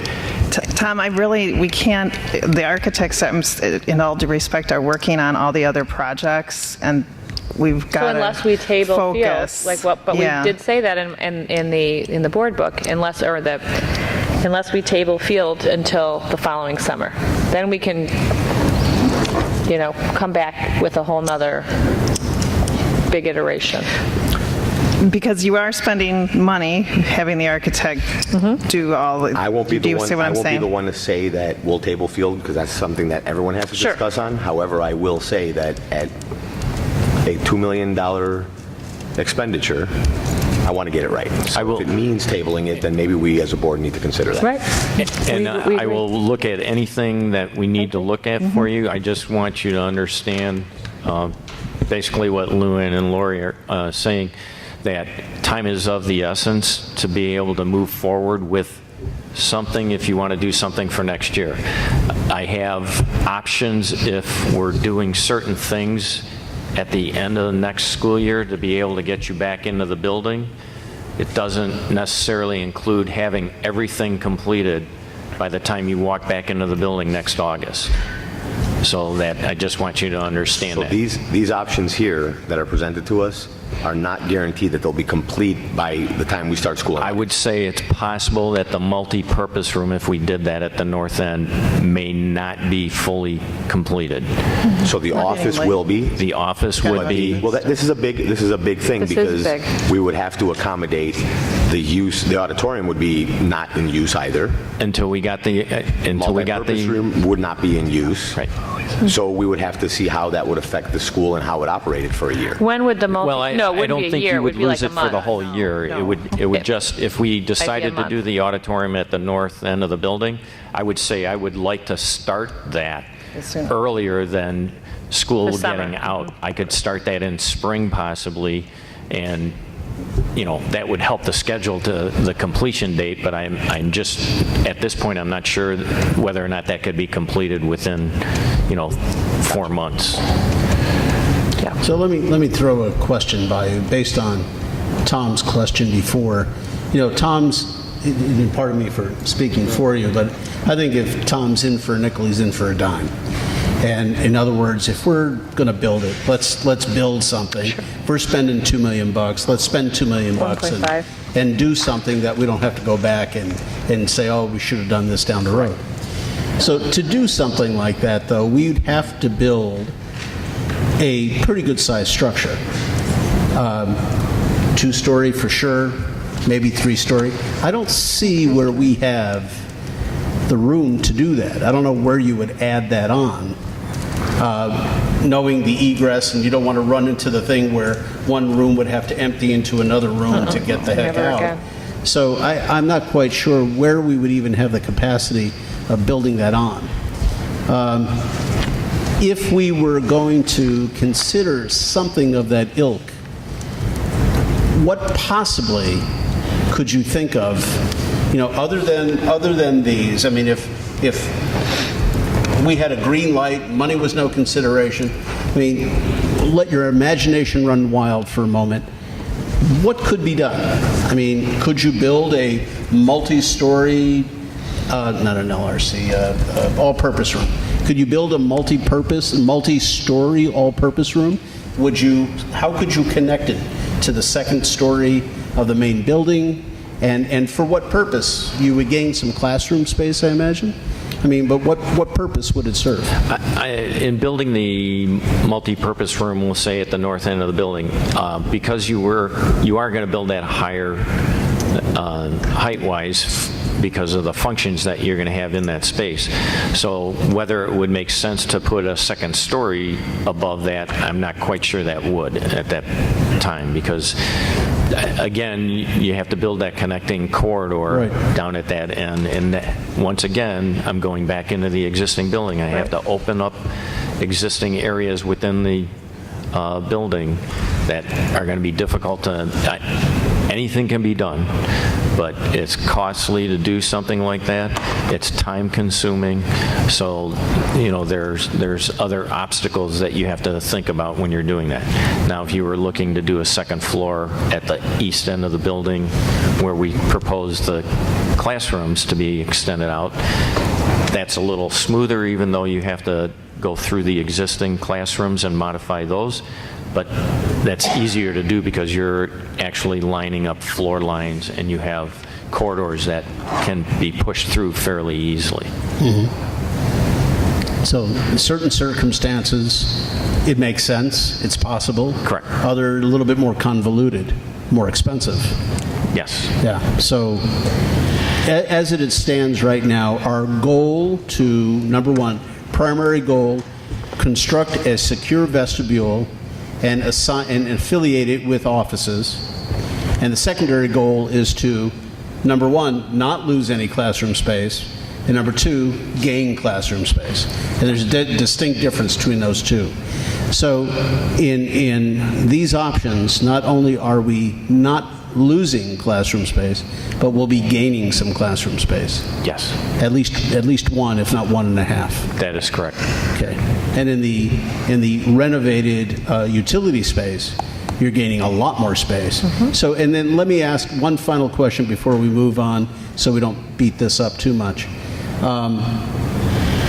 The current functionality of the auditorium, and I know, it's pretty busy all day long, and I know what they use it for, but what more would you use the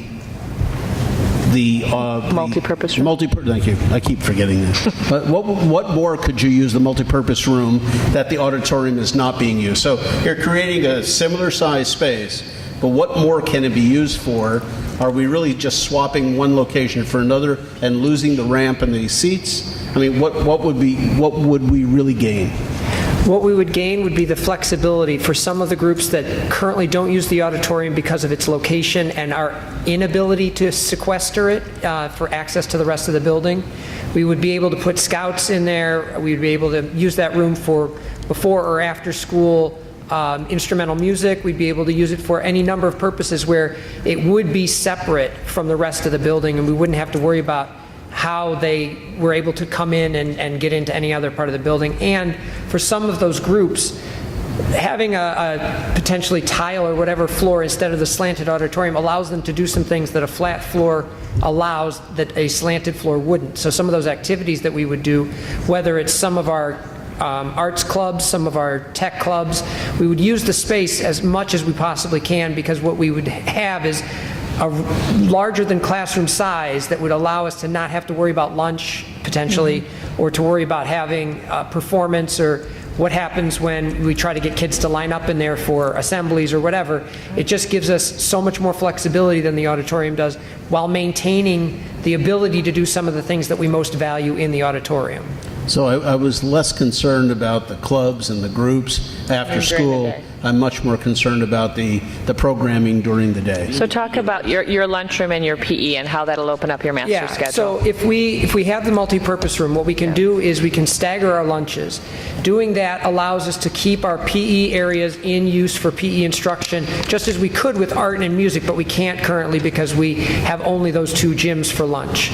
By being able to stagger that, we also get a smaller number of children at recess at any given time, allowing us to have better supervision of the very large area of our playground. It reduces the number of issues where students get injured by falling on the blacktop or having issues of disagreement, because we'll have fewer kids at recess at any time and it'll all be one grade level. What that also allows us to do is by staggering PE, it allows us a more efficient use of our specials teachers. Right now, I can't have any instruction after 11:30 until 1 o'clock. And so I'd be able to stagger specialists' lunches and have them all get the regular 55-minute lunch that everybody else gets, but then we'd have instruction at times that right now we don't, so that we could have more efficient use of all of our Encore teachers' schedules. And that's exactly what I was looking for. Yep. Thank you. Any other final comments by the board? Not hearing any. Thank you, Rick. Appreciate Tony, it. I just want to make sure that we're bringing back what the whole board wants. Okay, so MPR closer in size to the existing auditorium. Yes. Cost of moving the lighting, lunchroom on both sides, like what that cost would be. Original cost estimate we can bring back from the original bump out for the office. Right. Tom would like to see whatever you had initial cost, previously, like to add that. Okay, well, what I can do is pull the board reports and we'll just pull it right out of there for you. But we felt that the classroom additions were really going to be part of a referendum when we go to full-day kindergarten, and I want to make sure that's still true. Yes? Is that true? Yes. Everybody, can we get a visual I think it makes nod? sense. Okay. Okay. Yes? All right. Fred and Larry? Referendum. For kindergarten classrooms. Hold off on the kindergarten discussion for now and save that for referendum. It's like 2A, we're just going to table. Okay. All right, that's what I thought. Next item on our agenda is found on page 33. It is the October special education update. And I would suggest at the end of our meeting, we have a committee update provided by Dr. Heinz, and you might want to combine that at the end of this. Sure, with the committee members? Yeah. Is it okay if we take a break? Right after this? Yeah. Wait. Oh, yeah, thank you. Oh, wait, I got to get this to Krista. 1 second. Where did Krista go?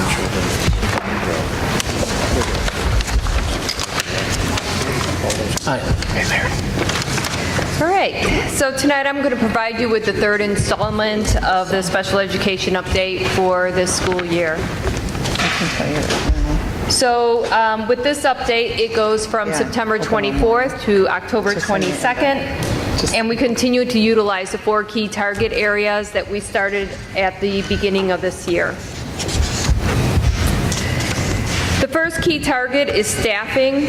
At the start of the school year, the staffing allocations were thought to be appropriate in each building. However, as the year has unfolded, it has become clear that Roosevelt School is in need of an additional resource support. This is based upon a review of the staff schedule, service delivery structures, and student needs. Hence, at this time, I am requesting a .5 full-time equivalent resource teacher from this board. Moving forward, we will continue to monitor our programs at Roosevelt and our other programs, at our other buildings to ensure appropriate staff allocations throughout the year. In terms of moving forward for next year as well as future years in determining staffing allocations per school building, the Student Services Department will be engaging in a projection process.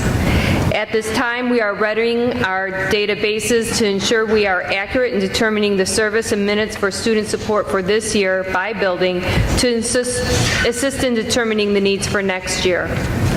Additionally, we have created a staffing needs assessment survey currently in draft form to be released to all District 64 staff on November 2nd. This survey will close on November 22nd with the results considered for the FY20 projection process. The projection process itself will begin in January and consider all elements of instruction. This includes that we're looking at the proper needs of servicing each individual student as well as other responsibilities that our staff might have. So for this point, if I can jump in, we had sent something on the Friday night. This is point we, if I'm not mistaken, over Illinois, we have had change in some of the needs of some of our students as well as move-ins that are not anticipated at our lowest level of the art first grade. Yes. So you're asking, or the EM is asking for approval of an additional 0.5 for this year. So I'd like to just stop for a moment and see if there are any questions on that, because that's something we'd like to give us consensus. We'd like to move forward as quick as possible. All right, to that end, how about board questions on it? I guess the one question I would have is 0.5 enough? Do you anticipate further needs as the year goes on? No, we think that with the number of students that we currently have over there, and we're looking also at those that are in process of possibly being identified, that the 0.5 would be enough to cover. Do we have enough space to handle an extra staff member? It is thought to be. We've consulted with the principal and assistant principal on this as well. So we don't currently have a part-timer that would fill up that extra 0.5? Would we? Have a current part-timer that... We'd have to be looking. Okay. No, I think what you're saying is, do we have a current 0.5, or who would be Correct. willing to go? Fill out, or we actually No. have to look for another human. We're looking for another. Okay. Any other questions? So they're still looking for a consensus. So if there's no other questions, Eastman, any thoughts? And we have staffing needs. We fill the staffing. There you go. Rick? Yep. Okay. Yes. Yes. Yes. Thank you. Very nice. Thanks. You'll bring that back at what point for us to, it could be on the Personnel report. next meeting, but that person won't be able to start until that point in time. Does this person need to start sooner? Well, I think what we do, if the board gives us consensus to move forward and we find the individual, we'll bring them at the personnel report. But, you know, We'll if we start. find that person... We'll start. Oh, in between now and November 22nd, I think that's her 12. name? 12, sorry. Today's October. 3 weeks. Yeah.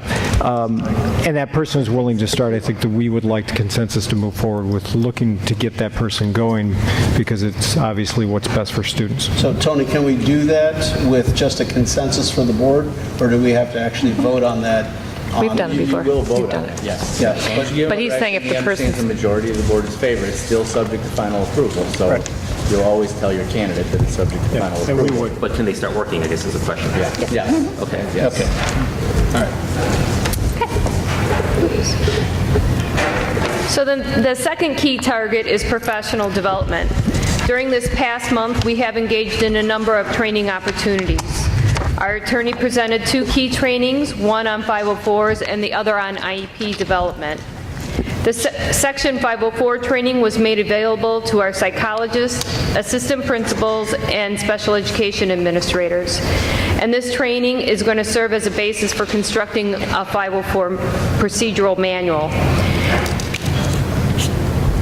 We began the process of constructing that manual on October 17th, and it is ongoing at this time. The second training offered by our attorneys was IEP development. That occurred today. This training was originally scheduled with a focus audience of new staff to District 64. However, we felt it was prudent to offer it to all of our special education staff. We had 22 people, I think, actually attend this session this afternoon, and we also videotaped it so that we could share it with our special ed staff who were not able to attend this afternoon. We had a variety of topics that were covered, and then even in an hour and a half time, they weren't able to finish the whole PowerPoint, but we do have the whole PowerPoint as well. In addition to the training provided to our staff by the attorney, we've also had our psychologists and special ed administrators engage in facilitated IEP training, and that occurred on October 9th and 10th. Those who engaged in the training will be meeting next week to discuss next steps. We have also scheduled training for staff and parents on January 23rd and 24th, and we'll develop a registration process for those trainings prior to winter break. On another note, we also continue to offer training on curricular materials. Additionally, we have had our Wilson coach expand her role from Washington School to Roosevelt and Field School. Lastly, in regards to key target number 2, our psychologists continue to come together as a group to work with Amanda Moons, our coach, and attend various professional development opportunities. New and updated tools have been secured for our psychologists to also utilize in their role. The third key target is consistency. The department has engaged in creating written procedures and forms in several areas and across departments, inclusive the Student Learning Services Department. Other activities have occurred related to student services to ensure communication and consistency across the school district. Some of those activities are highlighted on this slide, and the appendix in the board packet identifies a more comprehensive list. And my intent is to make sure that we keep that list updated within the board packet so that we can notice that progress from year to year. We also have another sheet that's we're calling our accomplishments list that we'll continue to keep updated and share mid-year with the board so that you can see what the audit findings were and activities that we have participated in to correct those audit findings. The fourth and last key target area is the message of inclusion. Several activities are ongoing to support this topic. The first is our Special Ed Board Committee, which held their first meeting on September 25th, and we have a second meeting scheduled. Originally, we were looking at November 5th, but I think we're going to November 13th. We're moving it to the 13th because of angst. I'll say that in my report at the end. A Google site has been established for this group, and minutes from this committee's first meeting were posted openly shortly after the meeting. The second key activity has been the PT3 group, which has held 2 meetings since the last board meeting. At the conclusion of the last PT3 meeting on October 17th, we sent out a doodle, which is a means for coordinating schedules and setting meeting dates. This was sent to all members, and it is the hope that we will be able to set up 3 additional meetings up to March 1st from the use of this tool. Additionally, a subcommittee sign-up sheet was sent to all members, as well as a link to a PT3 webpage. The PT3 webpage has been updated to include agendas from the past meeting. At our October 17th PT3 meeting, we also began discussing the previously identified priorities and potential activities. This work will be put in full gear at our next meeting. Additional activities supporting Key Target 4 are the creation of a Special Olympics team, which will be facilitated by the Emerson instructional teachers and the special education coordinators.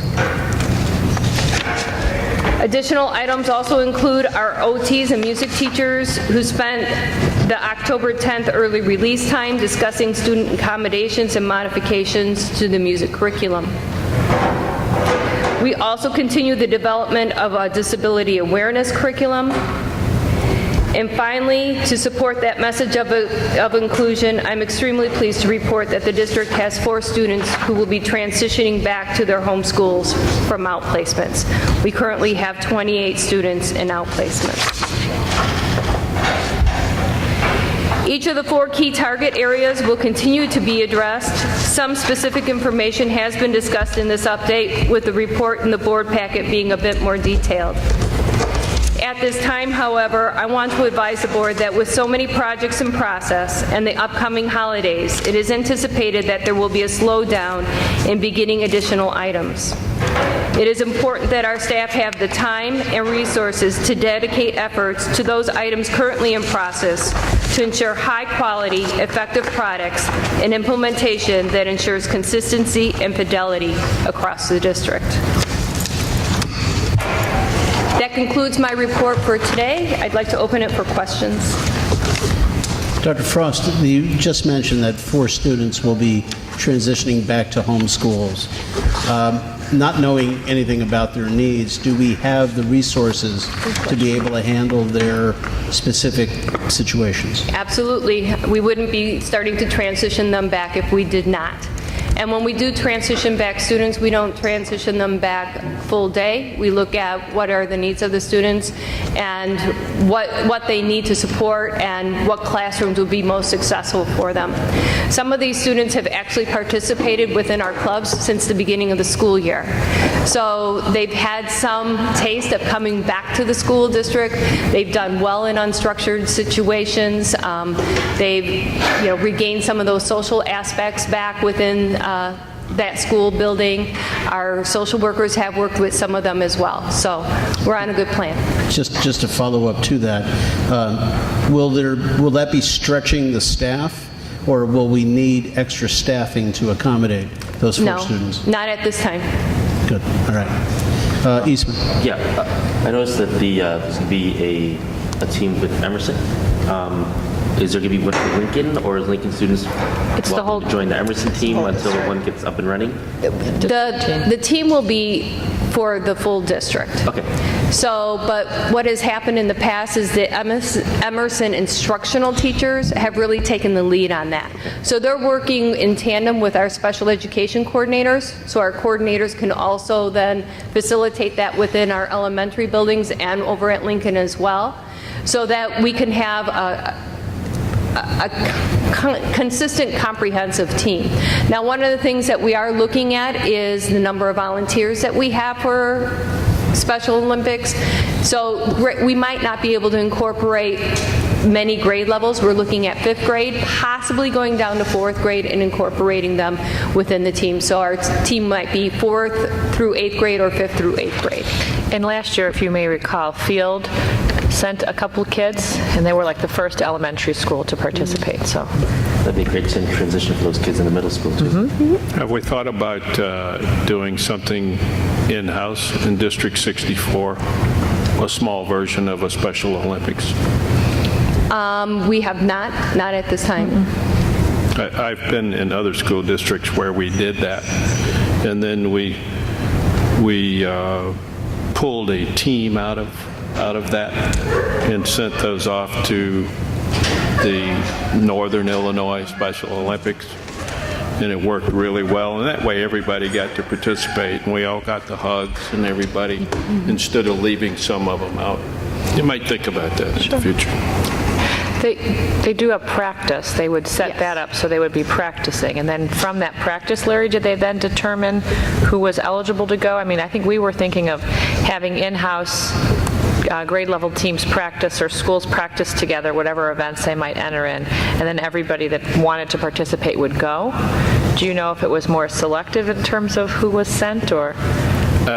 It was not selective. Everybody that wanted to participate got to go, but they all participated in the district Special Olympics that we held, and then those who wanted to go forward did. Okay.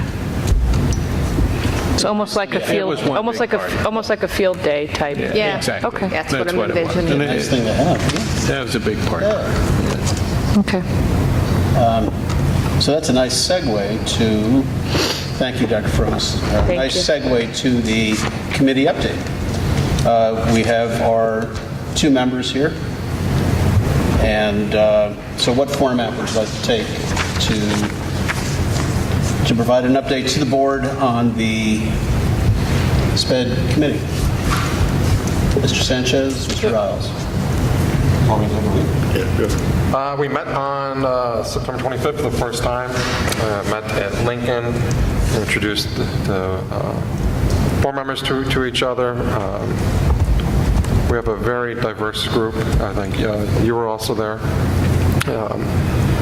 We have a couple special ed parents that are part of the group. We have a special ed teacher and resident that's a part of the group. Dr. Frost was there, of course, including Dr. Hines, and so we talked a little bit, Dr. Frost went through, the process that got us here, including, the internal audit done by Dr. Padovic. Talked about the external audit, went through some of the goals that we're trying to achieve this year and how we're going about doing that. So it was really just kind of our first opportunity to engage with each other and walk through some of the issues and goals and kind of the things we want to accomplish. And I mean, one of the things we talked about was communication and how we can go about communicating information to special ed families and to the district a little bit more. So we talked about maybe using some sort of newsletter and how we would go about doing that. And so we left it at that. PT3 meeting had occurred after that. We have our next meeting scheduled for the 13th, which is Tuesday. We're going to get another update from Dr. Frost about what occurred at that PT3 meeting.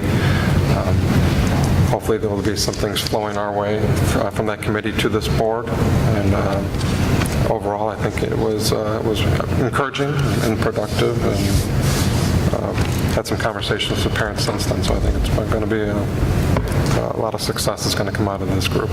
Larry, any thoughts to add? Well, I wasn't at the meeting, and it was my son's Eagle Review Board, so I'm sorry I had to miss the meeting. But we've had a lot of discussion. It's all positive. We're certainly headed in the right direction. We've over and over and over again discuss our roles versus the PT3 roles. We know what we're supposed to do. We know where we're going with the subcommittee. We talked about mission statements and the 10 things that we wanted to look after in the subcommittee, and we're ready. So one of the things we did discuss is, I think, maybe bringing Tony back to the meeting, talking about IOMA.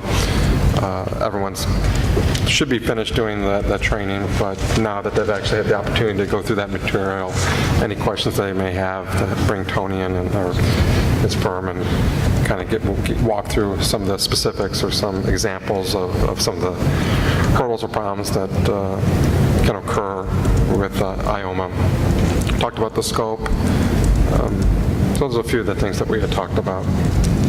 I was wondering too, Dr. Frost talked about the training for the staff and IEPs, and I assume there's a video of that somewhere?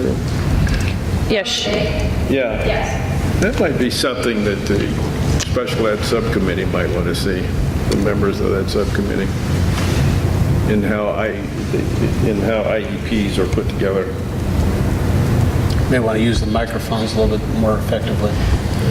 But so you said you want to use the training video as part of the committee to show how the IEP committees are formed and how they function. Right. I think that's a great idea, simply because we heard many parents come to us in months past saying that there was deviation from IEP practice and maybe some confusion as to exactly what an IEP committee does and how it functions. So frankly, I think that would be a good thing for the board to review as well.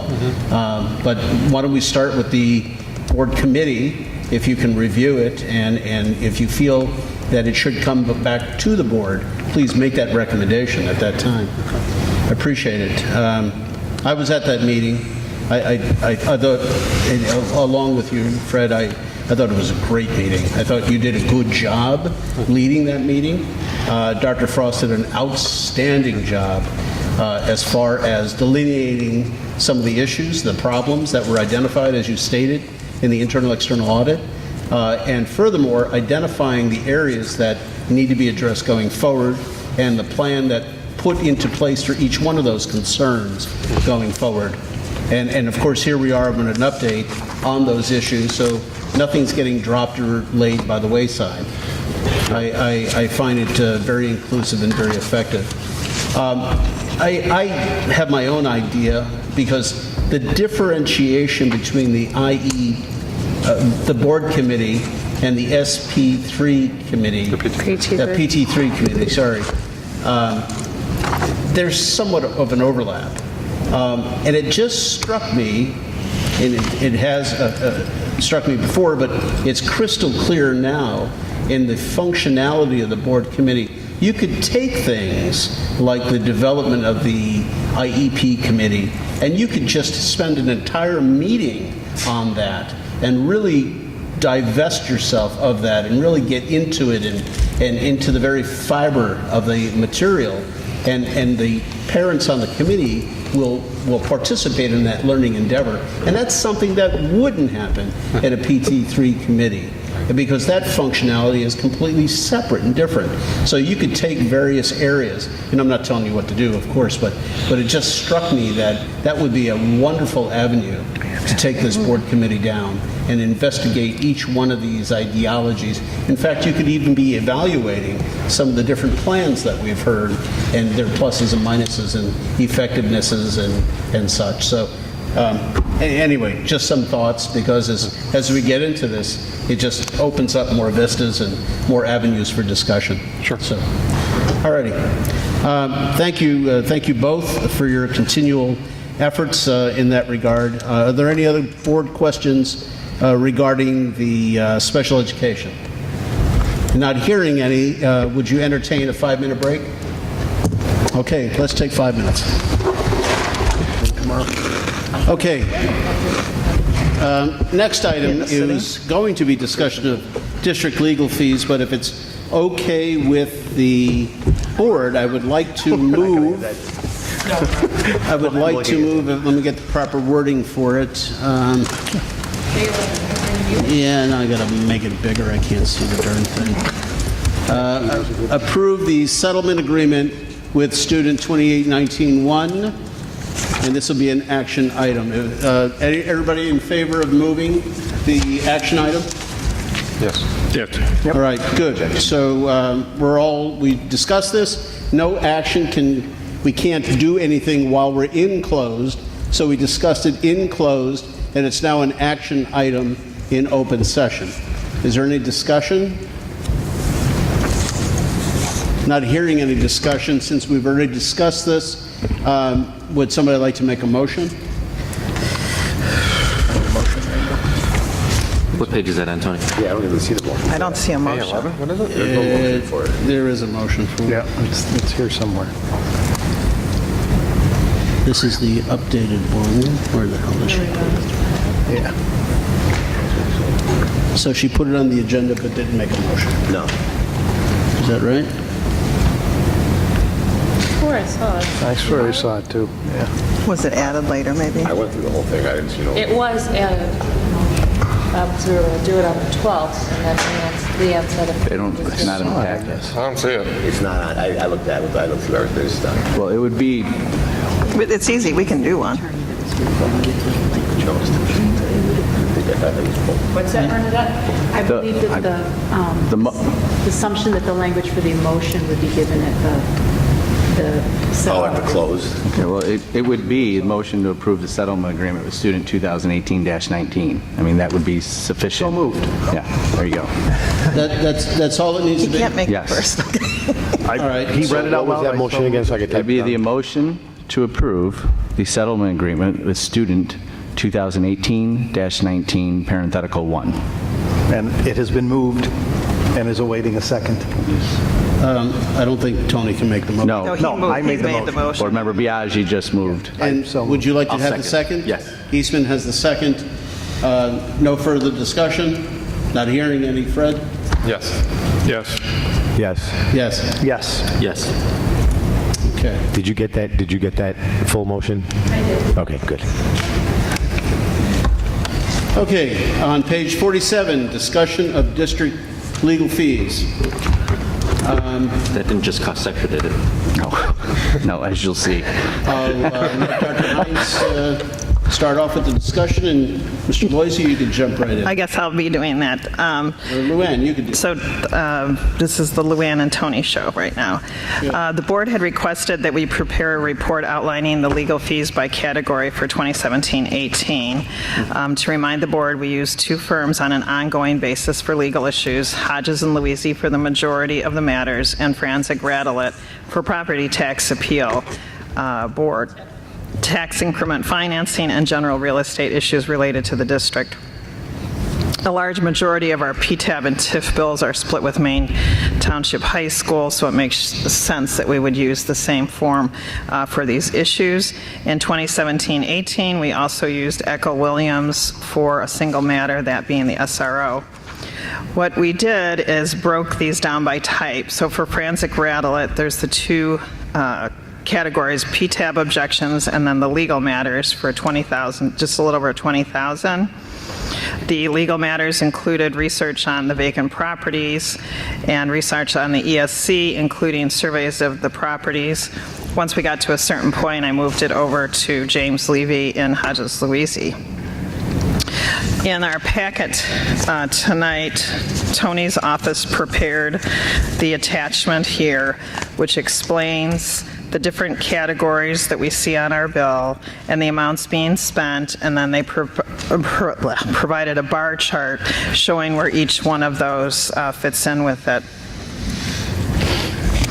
For 2017-18, our legal fees with Hodges, Louisiana were $291,705. Our attorneys with Hodges and Louisiana range from $180 to $300 per hour, but the average rate as per the chart is $222 per hour. We also have a retainer relationship with the firm, which allows us to receive various routine legal services for $200 a month. The firm will often have no charge certain services or minor matters that do not fall under the retainer category. So a lot of times if I just have a quick question, or Joel, I'll see on the bill there was no charge for it. So we really appreciate that. So Tony is here at the meeting. If you have questions, I'm hoping you all got a chance to look through the categories. One thing we have done in the business office also is I had them implement in our chart of accounts a separate program code for each type of legal service. So we can, I know we roll that up on a monthly basis, but if you guys want to see it, just say, hey, can we see that pulled out separate? And that will make it easier to monitor the areas that are seeing significant activity during the fiscal year. I really appreciate you doing that. It'll really make it easy to track now. I raised my hand first time. Yes, it's all you. He always raises his hand. Doing my job. Does everybody has, before we go into the question, everybody has... It's in their packet. The chart, okay. So one of the issues during the whole SPED thing that came up, I know one of the issues that was hit at us was our expenses on SPED in general, and the theory being put out there was that we're spending way more than we should, that we have way more issues that we should, and blah blah blah. What I'm curious is, I see we spent 92 last year on that, and that obviously is the highest on the graph. But without obviously divulging privileged information from any of your other clients, can you give us, just generally speaking, how we stack up in terms of these percentages to other clients, other districts of our size that you have experience with? Is special ed, by and large, the one that goes off the charts with everybody? I'd say, yeah. Special ed and students combined are one of the larger areas for districts of about your size in about this area of the state. You have a lot more legal representation, advocates in this area of the state, so that causes a little bit higher legal bills. You have very engaged and committed parents that, as Mr. Riles said earlier, are advocating for their children. So it is typically the larger bills groups we'll see will be in the student special ed area and then the labor personnel area. Those are usually the two big areas for our school districts that are about your size in this area of the state. And the labor and personnel issues are probably cyclical whenever you've got right. CBA So if you looked at these bills, I think from 2 years ago when we had PREA followed by PRTAA, I'm going to say your labor bills were probably higher during that time. We only had part of the last year that went with SSC, and that was it. And we didn't have many other labor issues. So do you have any data, I know it's not necessarily in here, but do you have any data, whether it's anecdotal or not, on how, whether 2017 then was off the charts on special ed compared to other years that we've had, or is it fairly consistent in terms of what we would spend for the time that we were with your firm? I'd have to look back. And I did this over a year ago. I did look over the history since we started, where we were retained by the district, of how our legal fees have grown. But in my understanding and learning about the history is that we were brought in slowly on certain portions of things. Especially for special ed, they were still using a different attorney exactly, when they they're started. using a different term. So each year, I think, like when I looked, our first year was at about $50,000 for the year.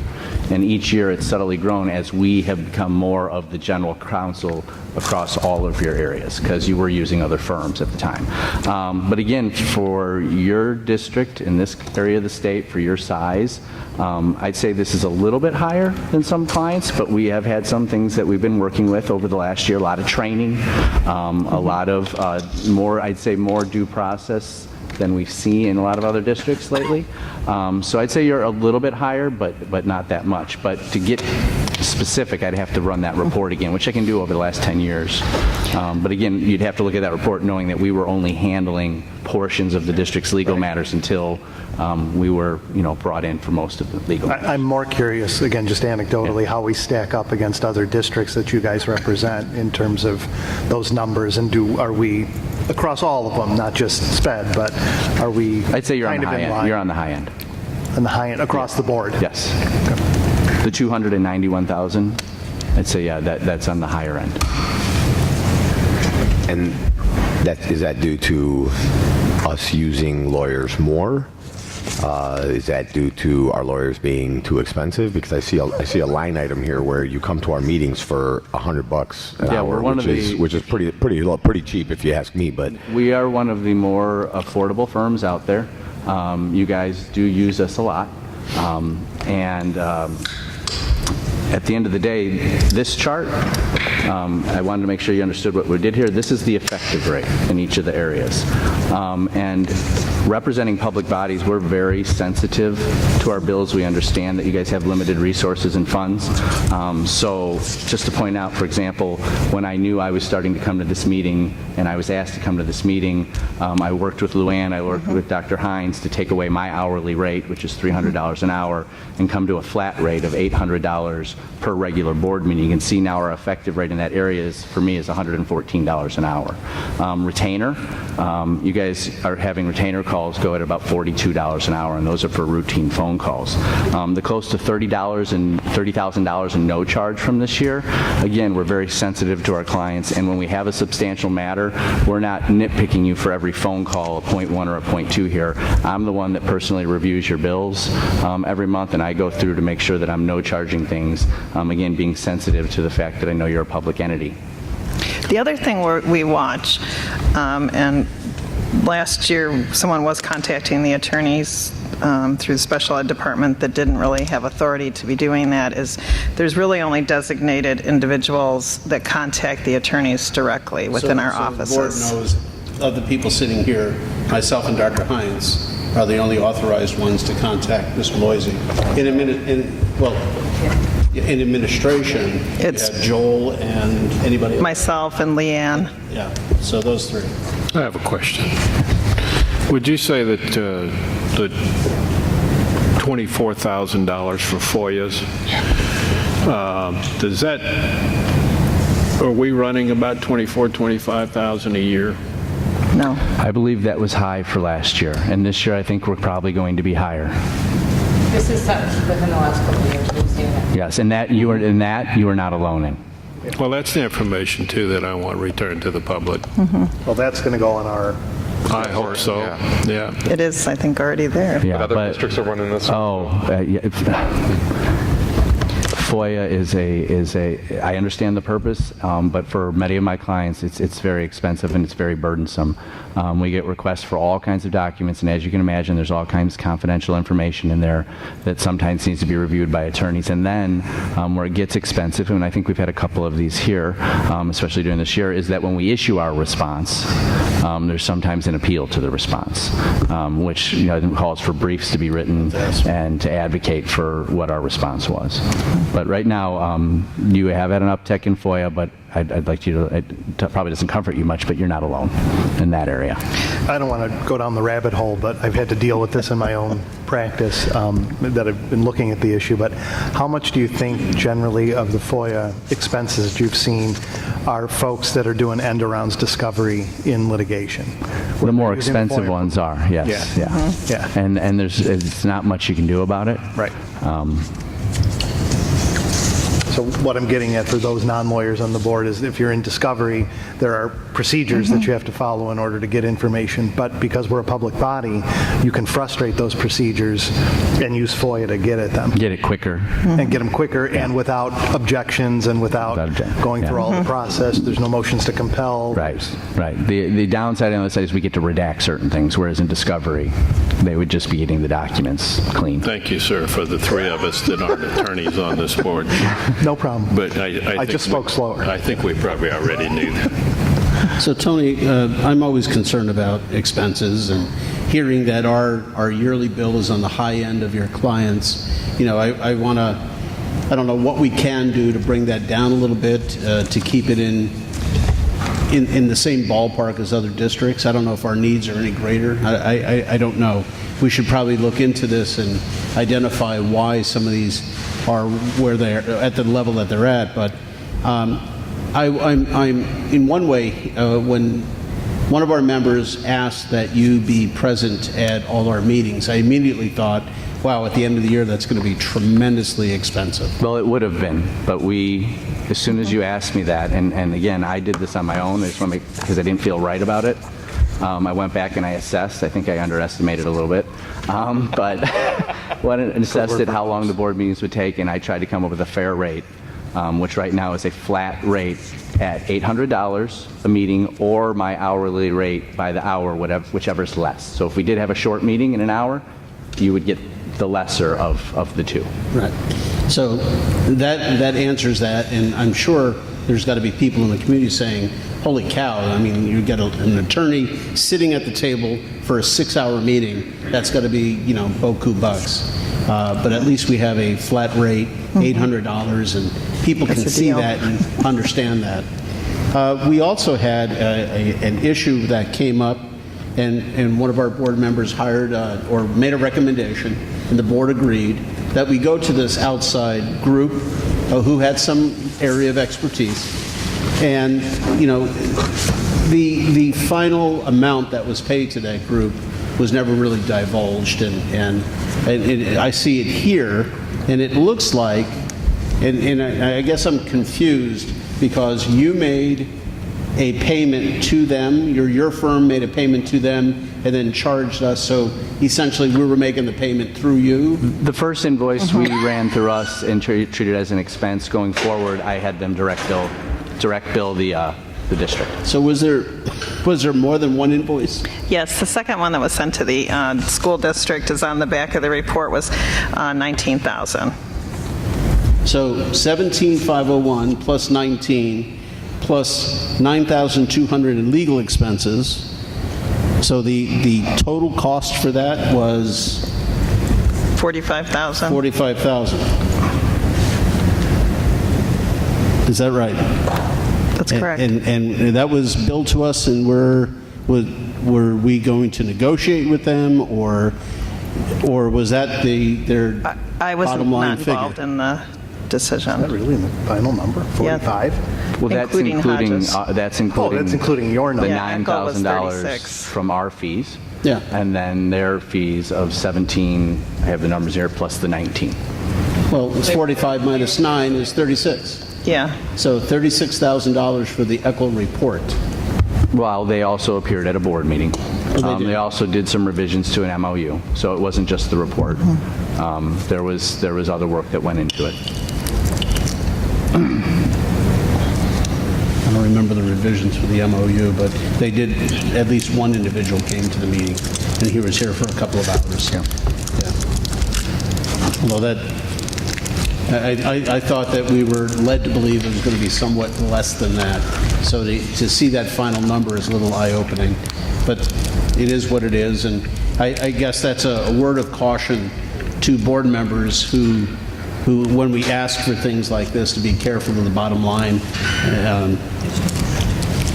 Yeah, we need a not to exceed number for sure.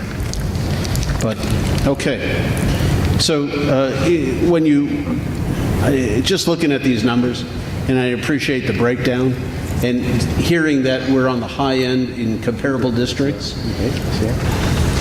FOIA is up for everybody. Yeah, but your FOIA is higher. Again, you're in an area of the state where the FOIAs come in a lot more. We are doing a lot of work in special ed lately, and we're hoping that work on the front end, right, training and looking at our procedures, is going to save you the more expensive, which is on the back end, which is the disputes, due process claims, and things like that. So hopefully by putting the time, energy, and resources into the training and on the front end, you'll see those come down. I don't expect you'll see FOIA come down anytime soon, but we can be hopeful. What would be nice to see in coming years would be a longitudinal analysis of the costs over years, so that we can see any trends that might be developing. And some of the trends we might not be able to do anything about, like FOIAs and such, contract negotiations. They are what they are. But it would be nice to see a longitudinal analysis so that we can do a true analysis of the costs and do whatever is necessary to control those costs. Well, you will have that because we broke it out on the chart of accounts now. What's that? You'll be able to see that now by type. I'm saying it'd be nice to see that. We read your mind. And the last point I want to make sure I made, and then again you can ask any questions, is I remember last time we talked about this, there was some reference to the legal fees, say, for the municipality in the area. And at the time I wasn't at the table, so I didn't get to chime in. Again, students in special ed is an area that all school districts take on, that your municipalities, they don't have that kind of service that they have to provide. Furthermore, you typically have more employees, and you have more sophisticated facilities. So there is a lot more that goes. Almost in all of our communities, we will see that the school district's legal bills will exceed the local municipalities' school bills, or legal bills.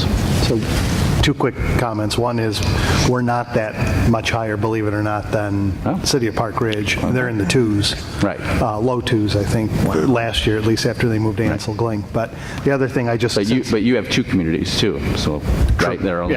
True. Good point. I just want to add a footnote to the Eckel Williams report, since I'm the one who started the whole process. There's one other bit of value that we're not looking at right now, and that is the fact that I've spoken to several of the elected officials in the city, and they are going to use that report to fix the 207 report, which is virtually identical to the one that we started with, and that was modified after that. So although it was written by another firm, it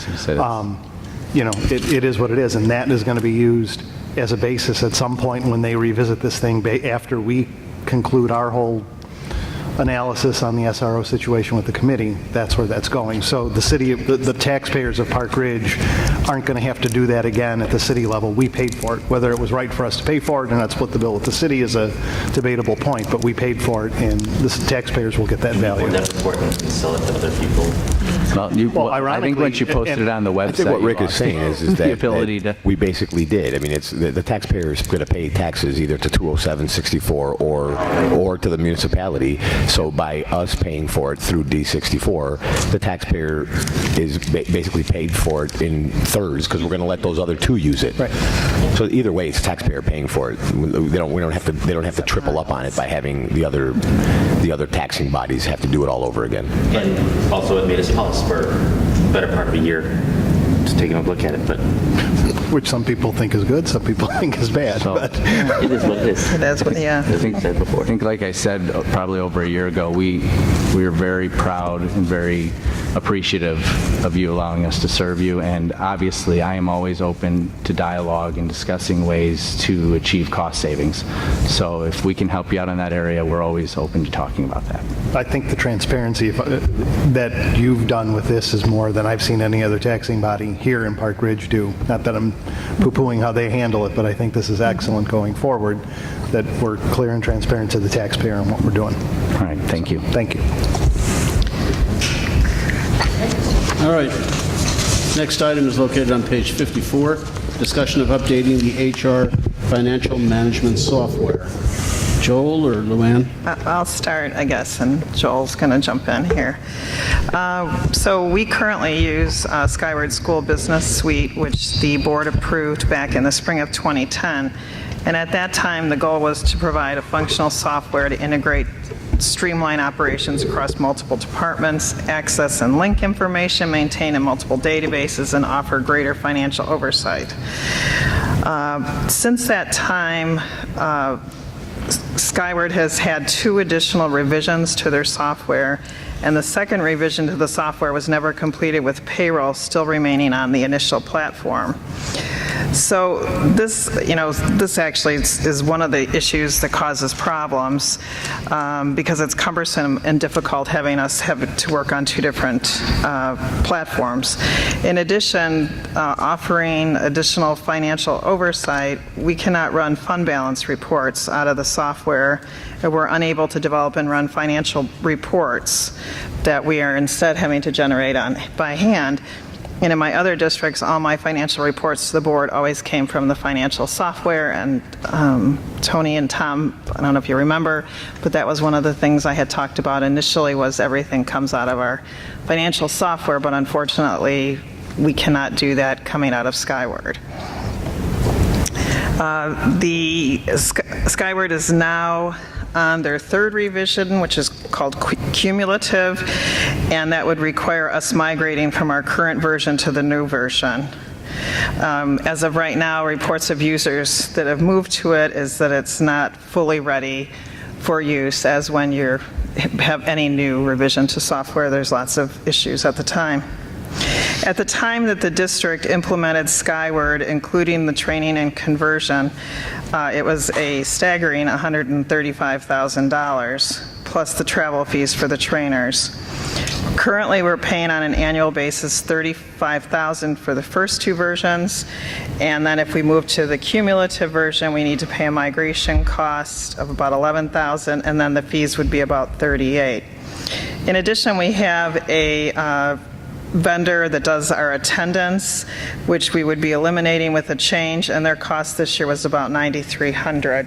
Luann, can you just clarify something? Is the annual fees post-migration are $38,000, is that in addition to $35,000, or is that the new fee? So it's $3,000 higher. I believe it would be $38,000. Okay, I believe so it's $3,000 higher from Brian got the old that one. information. So. Okay. So members of our administrative team, myself being one of them, have used prior software packages. One that I did use for many years and in 2 districts was Specialized Data Systems, or SDS. While this software works well, it's really targeted more for smaller districts and does not contain the human resource functions that we need in the district. The second software package, which is the one we're recommending, is Infinite Visions, and this is a product of Tyler Technologies. As the CSBO in my prior district, I saw the conversion from SDS to Infinite Visions, and the reason we changed was to have software that we could access in a much more user-friendly interface, especially for human resources, and the ability then to interface with other products we use, such as ASOP, which is our time off and substitute software that we use, and an applicant tracking interface. We use AppleTrack, and that allows us to also integrate with this third party. The one-time implementation fee for Infinite Visions is $76,800, and I included documentation on that.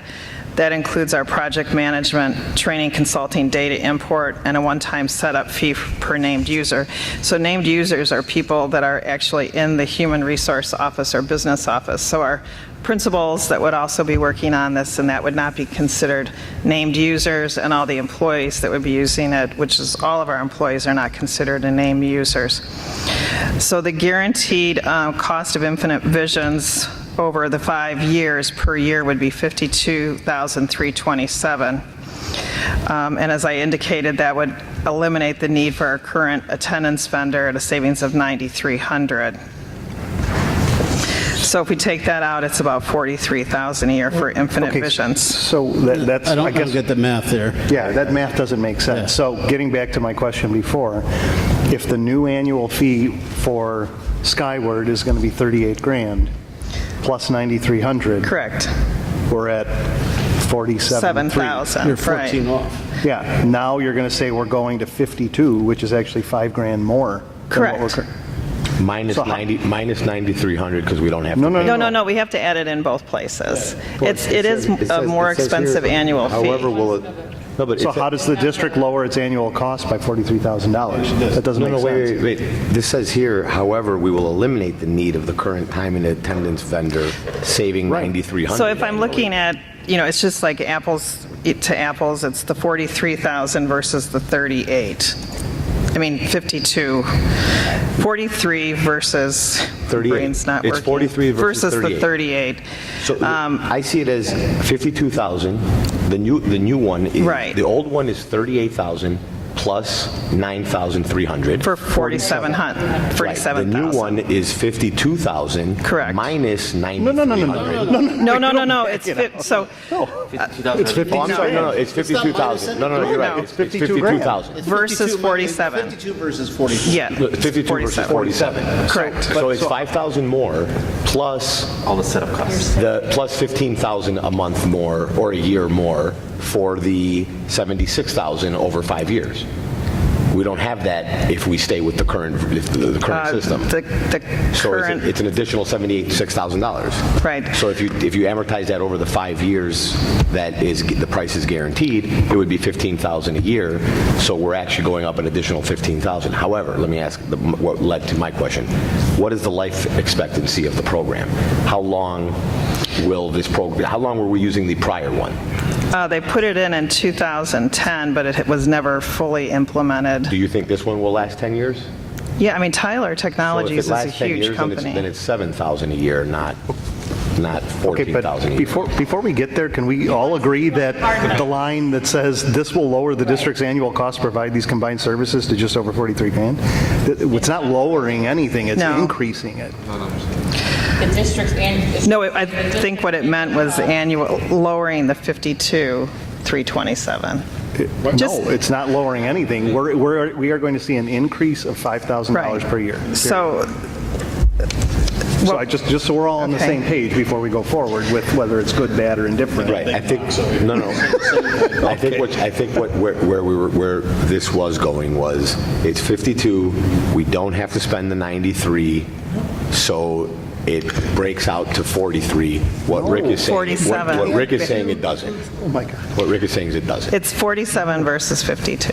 It's 47 versus 52. Over the course of 5 years, it's $25,000. Right, but as with many things, you get Plus what you pay for. $76,000 So they're just trying to get clarity. Correct. On no value add. Yeah, so it has nothing to do with whether it's good or They bad. just want 47 versus 52,000 for the last per year. The district's annual cost to provide this will be $52,000. So the simple question to cut to the chase, for $5,000 extra per year, will we get more than $5,000 in benefits to you in your Yes, department? and human in resources. Joel's department? But no, add to that 5,000 extra a year plus an initial investment of $75,000. I know, Tony, because that's extra too. Tom, the software we have is not functioning correctly for us. It's not a value judgment. We're trying to get to how much this is costing.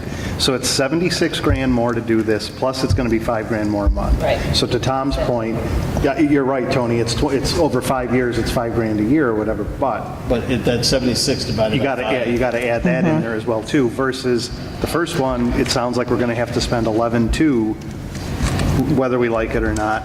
And then we're going to go up $3,000 to $38,000. Plus, we still have to spend the $9,300. Well, and that was the cost this year.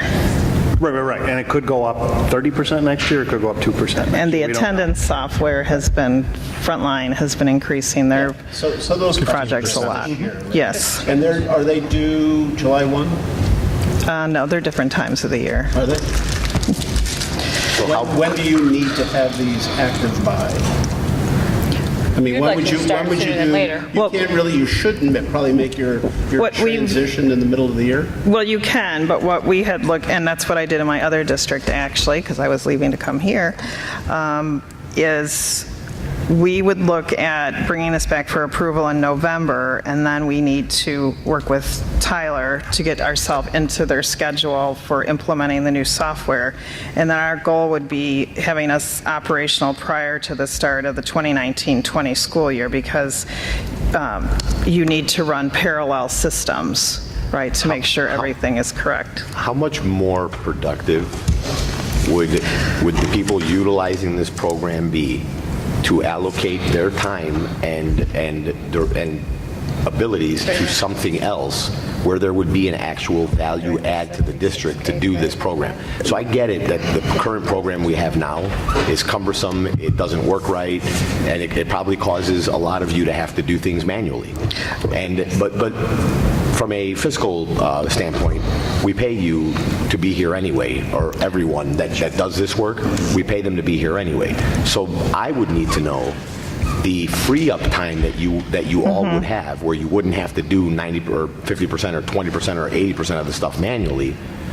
What would the value be to the district there? I mean, is it that big of a swing? I mean, I've used Infinite Campus in my last district, and it's just it's a much more intuitive, modern software. So I think I cannot get anything out of Skyward, and I can tell you I've never had a program I haven't been able to operate. It's Can horrible. I ask you a question? When we adopted Skyward, was that 2010? It was the spring. 2010. And I assume we did a comparison of Skyward and whatever we were using before that. Were you here, Joel? Yeah, I looked at the report. They were using SDS before that. And SES was probably, first line said it was interface is very user unfriendly. So, I mean, now we're user unfriendly with Skyward, or the other one is going to be Infinite Visions, and we're going to be usually unfriendly with them in a year? No. No. I've actually used the software. We're spending another, $80,000, $90,000. The investment would be $12,000 over the next 10 years if the program lasts 10 years and we're comfortable. We've been currently 10 years in our old program and we've been suffering through it, right? So the investment would be roughly $12,000 annually for the next 10 years to get the new software implemented, and then the monthly fees. Is this single source? So I did the math. The program that we got in 2010 averages out to be about $15,200. 15,000 plus the current 47,000. The total is 62,300. When you take the 76 and divide it by 5, and you add the yearly, it comes out to be about 67. So even when you take the initiation fees or the setup fees, whatever they want to call it, and you amortize it out, it's only $5,000 different. Now, if you take what Tom just said, and if we take this current program and we keep it for 10, it's paid off in 5, we keep it for 10, it's less. Then it's 7,000 plus 52, and we're actually on the downside. We're saving money because that'll be 59 versus 62. We're saving $5,000 a year. So to me, it's a very, very much of a break-even situation. Can you get us a guarantee the rate for longer than 5 years? I don't know. Try? I mean, I can try. Is it single source? I don't know what you mean. Is there only, are we using someone to implement this as well? It's the same firm, Tyler Technologies. They own Infinite Visions. Okay, so it's the same, so it is single source. Yes. There's only one place to get it from, so we're not subject to competitive bids. Well, we can't. Neither are you for technology. Right, but setting the technology thing aside, it's single source. There's only one place to get it from. So some of the things on the human capital side, and I did have our employees, and Brian was one of them before he left, do some comments from the users in the business office and comments from the human resource department. So in human resources, we will have the ability to download from AppleTrack an employee's all their information when we hire them, so all the information off their application, all of their certificates, letters of recommendation, anything else that we've required them to upload to AppleTrack will automatically be put into the system, so someone's not going to have to sit there and re-enter all of the individual's information. In terms of position control right now is in Joel's head. And on paper, but when we're going through the hiring time, we've got a million different spreadsheets going and I'm trying to budget and he's trying to hire, and it's very confusing at times. Using position control, he would have the positions that are open, and hiring managers can only interact with that information. So that being our building principals would be working within that. As I talked about the integrated applicant tracking, in terms of contract management, we have a better handle on that for the teachers' evaluations and our insurance tracking. They have an Employee 360 dashboard with proactive alerts for the staff, performance measures, and other workflow items. The employee side with the dashboard also allows us to have them update. I mean, these are things that are done manually now, so update their, who are they going to call if I'm hurt? I mean, any type of that information. It allows them to update their addresses. They can, and this is all online, they can submit a new W-2, and it does have to go through approval processes. So it's not like they're uploading some information and no one's ever looking at it and approving. Different things would go through the proper approval process.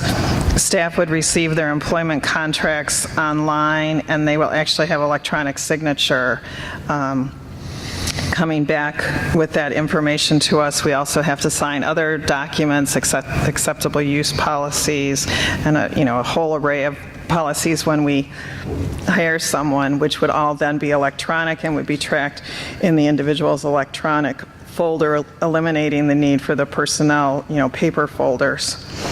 The time and attendance, we would move that over from Veritime into there. And then we have, the one thing we have right now is we're still using time cards for individuals that do like lunchroom supervision, clubs. Really? Yeah. So, and other things like that. And this would allow us to set up more complex time tracking rules so that we can set it up for lunchroom supervision to be paid, and other areas that right now we're having to accept time cards, paper time cards, and then someone sitting and hand entering all of that information. In terms of the payroll and benefits, we can encumber our positions immediately and track it for budgeting. This integrates with ASOP, so we can integrate the substitute teacher tracking. Right now, that information is somewhat set up to work with Skyward, but it still requires a lot of hands-on touching, where the data would be polished in ASOP and then sent over for full integration into Infinite Visions. Salary schedules and employee history, our ACA reporting, and then we have other reports such as EIS reporting for the state of Illinois, which is still being done on spreadsheets, which would then be done through here instead of through spreadsheets. It does generate the state and federally mandated reports that we're required to submit. So we have TRS reports, IMF, RF reports, and other reports for the state that we would use it for. It is cloud-based. They have all the proper security in place for their program. So with it being cloud-based, are we going to be, I know MJ's not here right now, but having done this myself, we're going to save then on in-house IT issue, cost, because it's no longer going to be server-based here, so we're not going to need servers. They had necessarily. Skyward they had cloud-based also. They had moved over to. So it's a wash. That part is, yeah. So one thing that I didn't hear about is, when you buy these programs, they always have updates yearly, every 1.5 That's included in your annual fee. So it is included? Yes, and they push those in. So that's not an uptick or anything like that? And there's no additional charge for additional real estate on the cloud? No. So the 52 grand or whatever it is. Would cover all the space we need. Can I ask a question? Sure. Is the new system that you're looking to get, the, what's it called? Infinite Visions? Infinite Visions. Yeah. Was that developed after the current software we're using now? Well, so it started out as a software that was used by municipalities, and then it has morphed into school districts. And River Trails was one of the first districts to implement it, and I want to say they did it around 2010, 2011. They moved to Infinite Visions. They're roughly the same. The development of these softwares were roughly around the same time. Yes, because the original Skyward was very archaic. So we're comparing softwares that are both their creation was around the same time, and they both just kind of developed, or every year they get developed and upgraded. The new quantitative or whatever it's called, cumulative version, that's supposed to be the new and improved version of what we're currently using. Correct. And if we were to upgrade to that for $11,250, it would solve the non-completion of the original Skyward. We would have a full functioning program. I mean, there's also problems in how the software was originally set up that we cannot fix. So by purchasing cumulative, it would not solve the original setup issues? No. Have we discussed with that company? We have with Skyward, yes, we have. And that was our fault, not theirs. And there's no way of fixing it? I think it would be like dumping the database. Like we would need to start over from scratch with blank database and then reloading it. Okay, so people can understand, because it wasn't set up right, all the data that was inputted in there over the last 20 years has been inputted. Well, no, 8 years. Under the way it was set up. 2010, yes. Right? Yeah. No, 2010. 2010 is 8 years. Oh yeah. Right. So all that 8-year data was implemented into a program that was installed wrong, or especially on the HR side. So to fix that, we would have to re-input all that data into a newer, more. We would have to basically, the cost would be much higher than this, because we would need to then have them basically establish a new database. We would the setup, right, you tell it all the rules. Right. Well, the rules weren't all correct, so we would have to go in and give it all the new rules and then have them export and import the data the way we want it. So to compare apples to apples, that's where I'm going with this. If we were going to get a Apple system, and let me use a different word since I don't want to be commenting on the product. If we're going to be comparing oranges to oranges, to upgrade our current software to the cumulative, but to make it run right, it's going to be much more higher. Than $11,250. Yes. Yep. It could potentially be $50,000 or $30,000 or even maybe $72,000. It would be significantly more, because you can hire Skyward to come in and do, I don't remember what they call it, but some kind of processes review, and then go in and reset up the database. Does the $72,000 or $76,000 for the new software include training and yes, and conversions and whatever else? In fact, it includes very extensive training that they are actually on site, where when I looked at Skyward's, a lot of theirs was over the phone, and you really need them on site doing the conversion. So really what you're asking us is to give you $11,250 to upgrade a current system that is not fully functioning, or go $76,000 to put in a system that's going to be fully functioning. And if we wanted to compare oranges to oranges, you would actually be offering us a different price than $11,250 to stay with cumulative. Yes, because if we stay with Skyward, I'm going to need to go back and have them. We're going to have to rebuild the database. Well, if we're going to do it the right way, if you're asking us to upgrade to the right way at $76,000, if I was you, and I don't mean to tell you how to do your job, I would have given me a number of what it would have taken to take our current system to the same level of the new system. And instead of making it look like the difference was $11,000 to $70,000, which is a lot of money to make that jump, you may have come here with a number of, hey, to be with cumulative and make it work the way this new one's going to work, it would have been $58,000. And now I'm sitting there going, okay, well, $58,000, $76,000, one-time fee.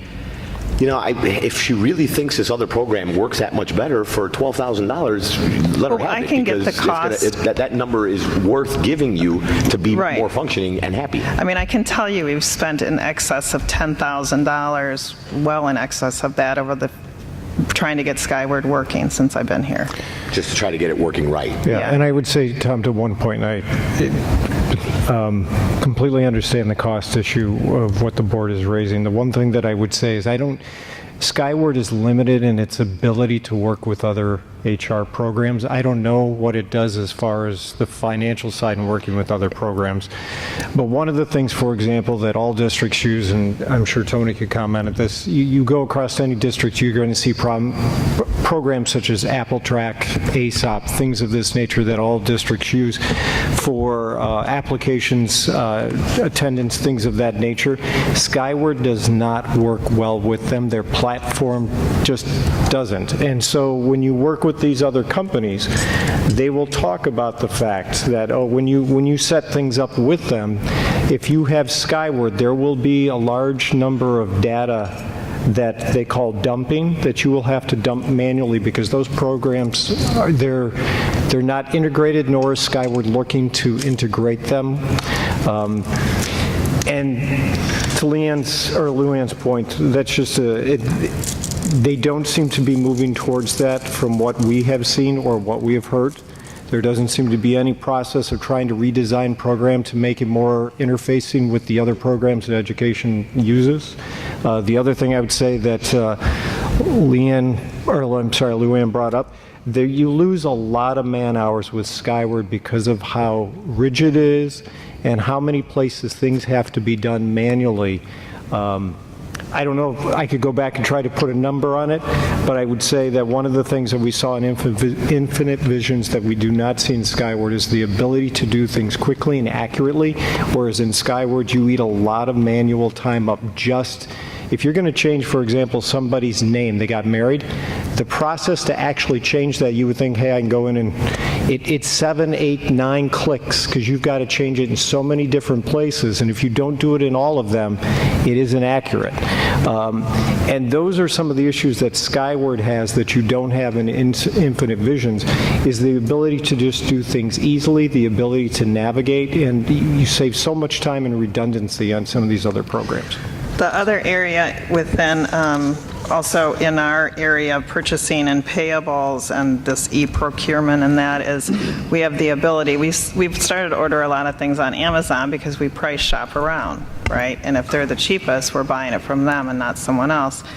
The reconciliation, my AP person has asked for a part-time person because the reconciliation of Amazon and our P cards and the new ESSA requirements has made her job a lot bigger. And what I'm saying is to her is, well, let's wait and see if we can cut that down because we can get a direct interface with Amazon. So Joel wants to go on and order something. He goes into Infinite Visions. It looks like Amazon, but he's ordering it, putting in the account number and everything right there, where now it's like you ordering it, right? We don't give them a credit card number. They send a bill to us. It also will allow us to set up a similar interface with Office Depot. So it's just trying to get more information that we're not having to have this employee, ordering it, this employee putting it into the system. It's more of a, integrated that they're putting it in. It's coming over here to accounts payable just for processing and my review and payments. So it starts to cut down and make our processes move along, a lot quicker. It also, for my budget forecasting, all of that is now done in Excel spreadsheets, and all of my negotiation is done in Excel spreadsheets, which if we move into this system, I can do more of my forecasting, and when we go into negotiation scenarios, using Infinite Visions with our data that's in there, on all of our employees.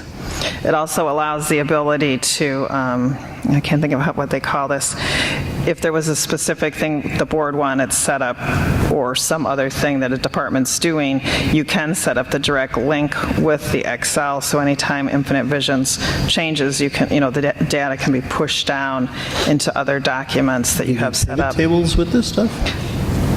Well, pivot tables I do in the Excel, But yes. you have a link with this, so you can get that I data can into a pull pivot that table? data and do that. Is that right? Wow. So I don't know if you've had time to look over some of the comments from both the business office and then the human resource department, especially in terms of entering individuals' professional growth, which is very important to, obviously, our certified staff and how that process works.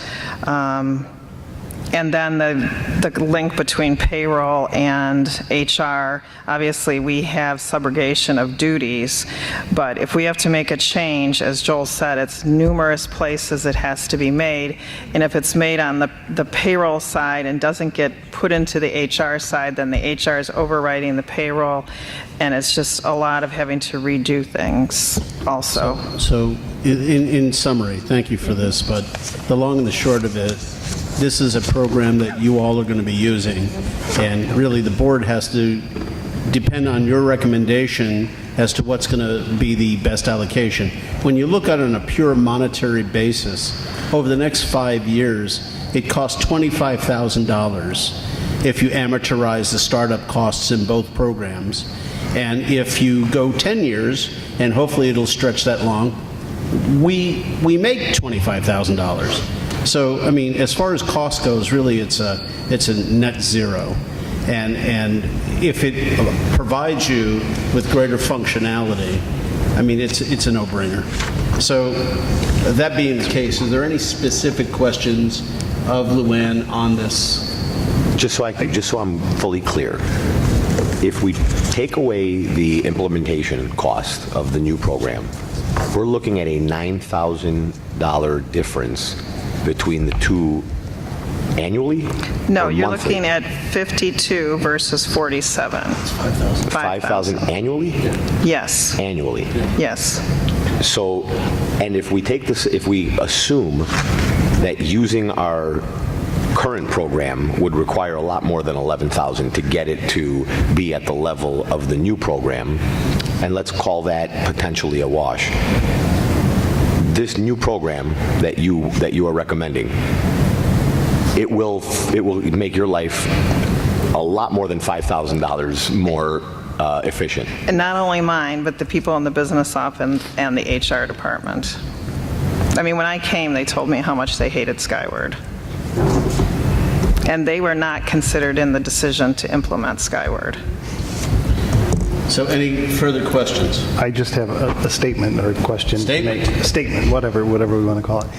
I don't have I've got no issue with wanting to replace the existing system because a new system will provide so much more value for us.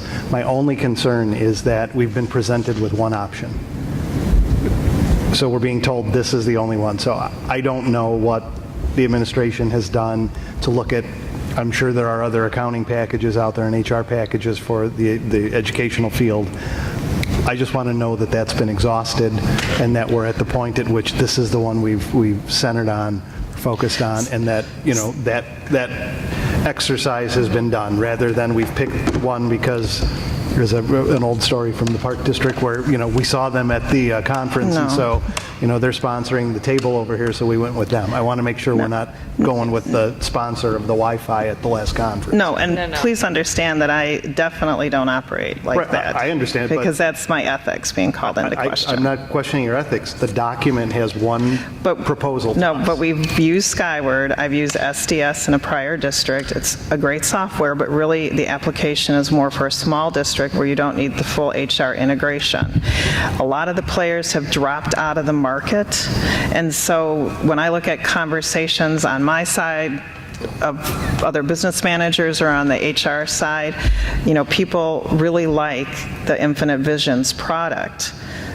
We've all had experience. Right, and Power School has now bought another product, but the way their integration with InfoSnap has gone, there's no way I would move to something they had.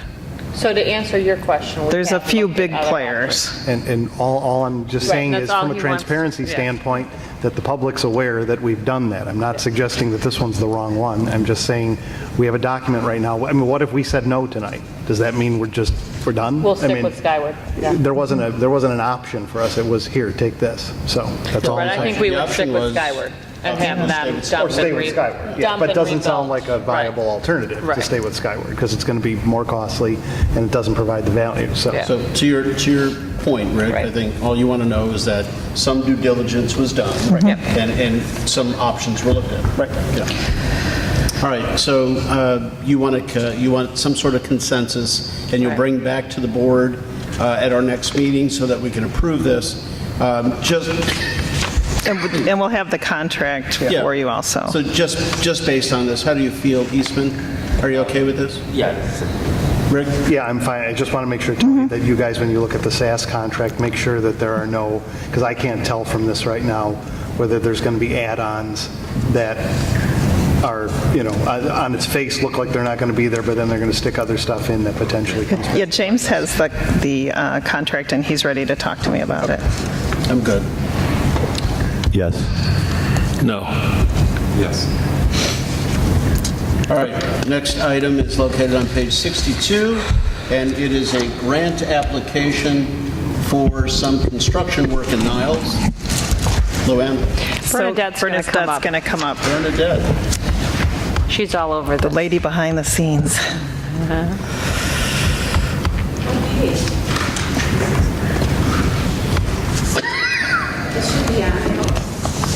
This is really a very exciting opportunity for us, and it's kind of interesting that we're here at Franklin tonight, because the last Safe Routes to School grant that District 64 and the City of Park Ridge collaborated on was right here in 2008 at Franklin School, where we successfully won $400,000 in grant funding through the Illinois Department of Transportation to install sidewalks right here near the school at this intersection along D Road running north from Manor Lane to Farrell. So that's our previous experience with Safe Routes to School grants. Earlier this fall, we were almost simultaneously contacted. Yes, right, brought forward by both City of Park Ridge and the Village of Niles because the word was sent out that this year the state was going to be back in the business of authorizing grants. And the highest amount, though, that would be given is $200,000.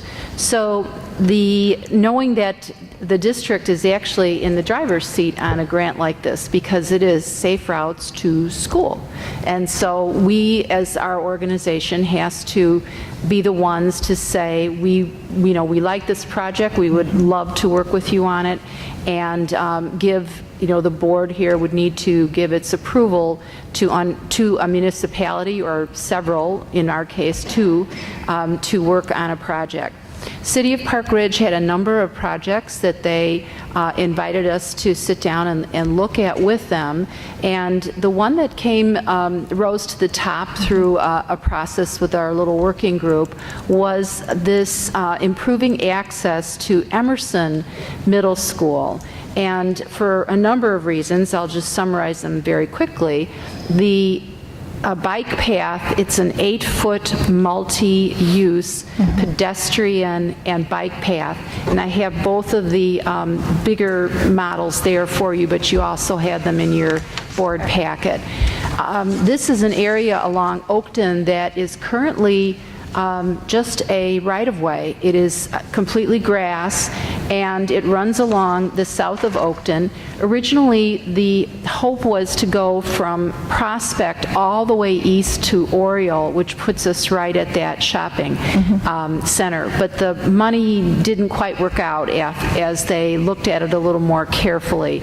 So we can, at this point, bring it all the way to Michael John Drive, which links up with Ozark on the Niles side of Oakton. So that's the multi-use path on the south side. And it is really exciting because it fits in also with the Park Ridge Bike Commission, Bike Task Force that has been, had a very comprehensive study that the city of Park Ridge did about, really about over the last year and a half. Did a really great study to refresh that whole analysis. And this is a very high designation, as a great opportunity for them because it links along Prospect, which is a route that they are looking at. It also links down Prospect to the new Prospect Park. Improving the access along Oakton also helps going down on Washington because then it's another park there, and Field School. So it really opens up a lot of avenues for use. And of course then going over, crossing at the main intersection at Oakton and Prospect then leads people to the north side. So that's where we get into the Niles component of this. So Niles has been working on filling in sidewalk all along in the subdivision areas that run east of Emerson and Jefferson. So that second map that you have shows you what they were able to put in last year, and then the orange area is an area they'd like to include in this grant that would continue that build out of the safe walking and biking routes from all of those residents into connecting up with Prospect and then connecting up with the school. Though that subdivision does not have sidewalks built in. So it's a lot like it was here north of Franklin here, where the sidewalks just weren't built when that subdivision was in place. So these two pieces combined are estimated at $200,000. The City of Park Ridge tonight, the City Council heard from their planners that have been working with us, and it's really up to the City of Park Ridge at this point. They are going to be the administrators. They will receive the grant funding, they will administer the whole project, they take care of everything. They would be letting out the bids on it.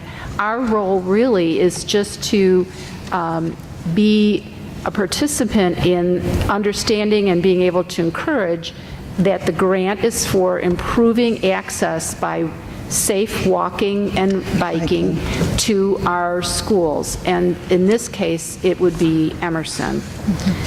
So I think with that, I'll ask if there's questions. So the city will be also required, they pay the cost up front and then are reimbursed for the project. Who would be hitting with it?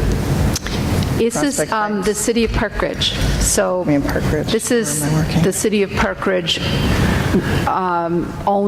would own the right-of-way. It's their property, and they're maintaining it going forward. So it's really, it has nothing to do with us except that they're looking for our support to back it. Yes, correct. To basically say, yes, we like the idea, we're good with it, our kids will walk it.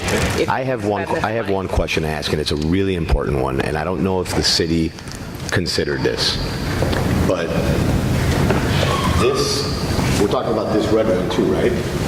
Mm-hmm. Which is going to run along Oakland. That's the one. Mm-hmm. Okay.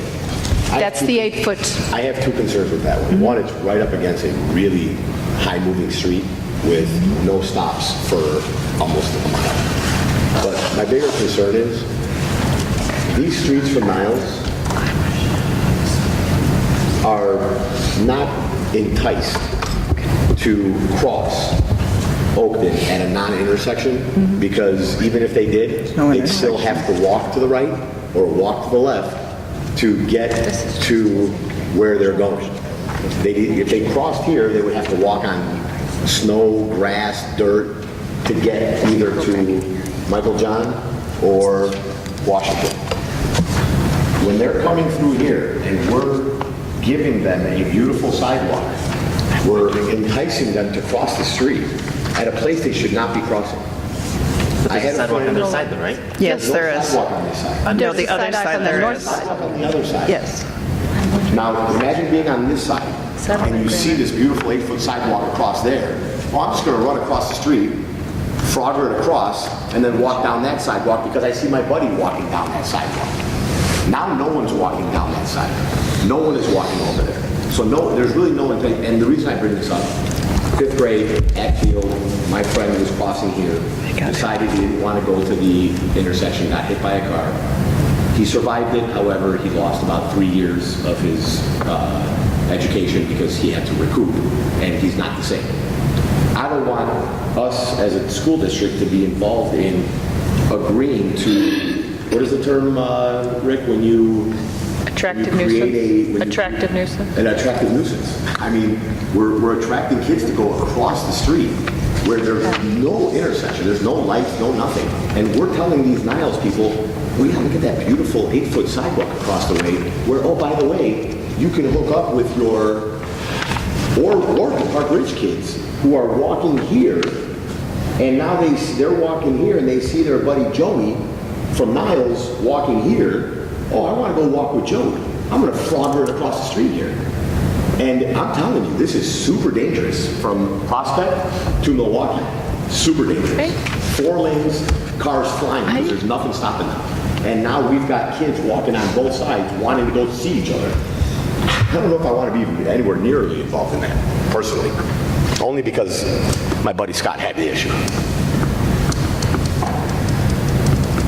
Well, I can certainly tell you that the City of Park Ridge, in terms of the planners that came forward to us and the bike task force, the information they presented to us was this was one of their prime things that was in the plan and something that they had really wanted to use. I hope someone considered Joey walking on one side and Billy walking on the other, and the two of them wanting to hook up for their 7-8 minute walk to Emerson, and not wanting to walk parallel to each other across the street until they get to a street light, and one of them deciding they're going to frogger it across 4 lanes. Well, another reason too, though, on the Niles side, to increase the number of sidewalks in that whole area as well, on the north side, is Niles is trying to build safe routes coming from those areas. That's beautiful. That's in a quiet little subdivision that has minimal cars running through it. Now you're actually adding sidewalks that are going to make people walk on the sidewalks as opposed to the streets. Here, I'm telling you, you're creating a potential issue.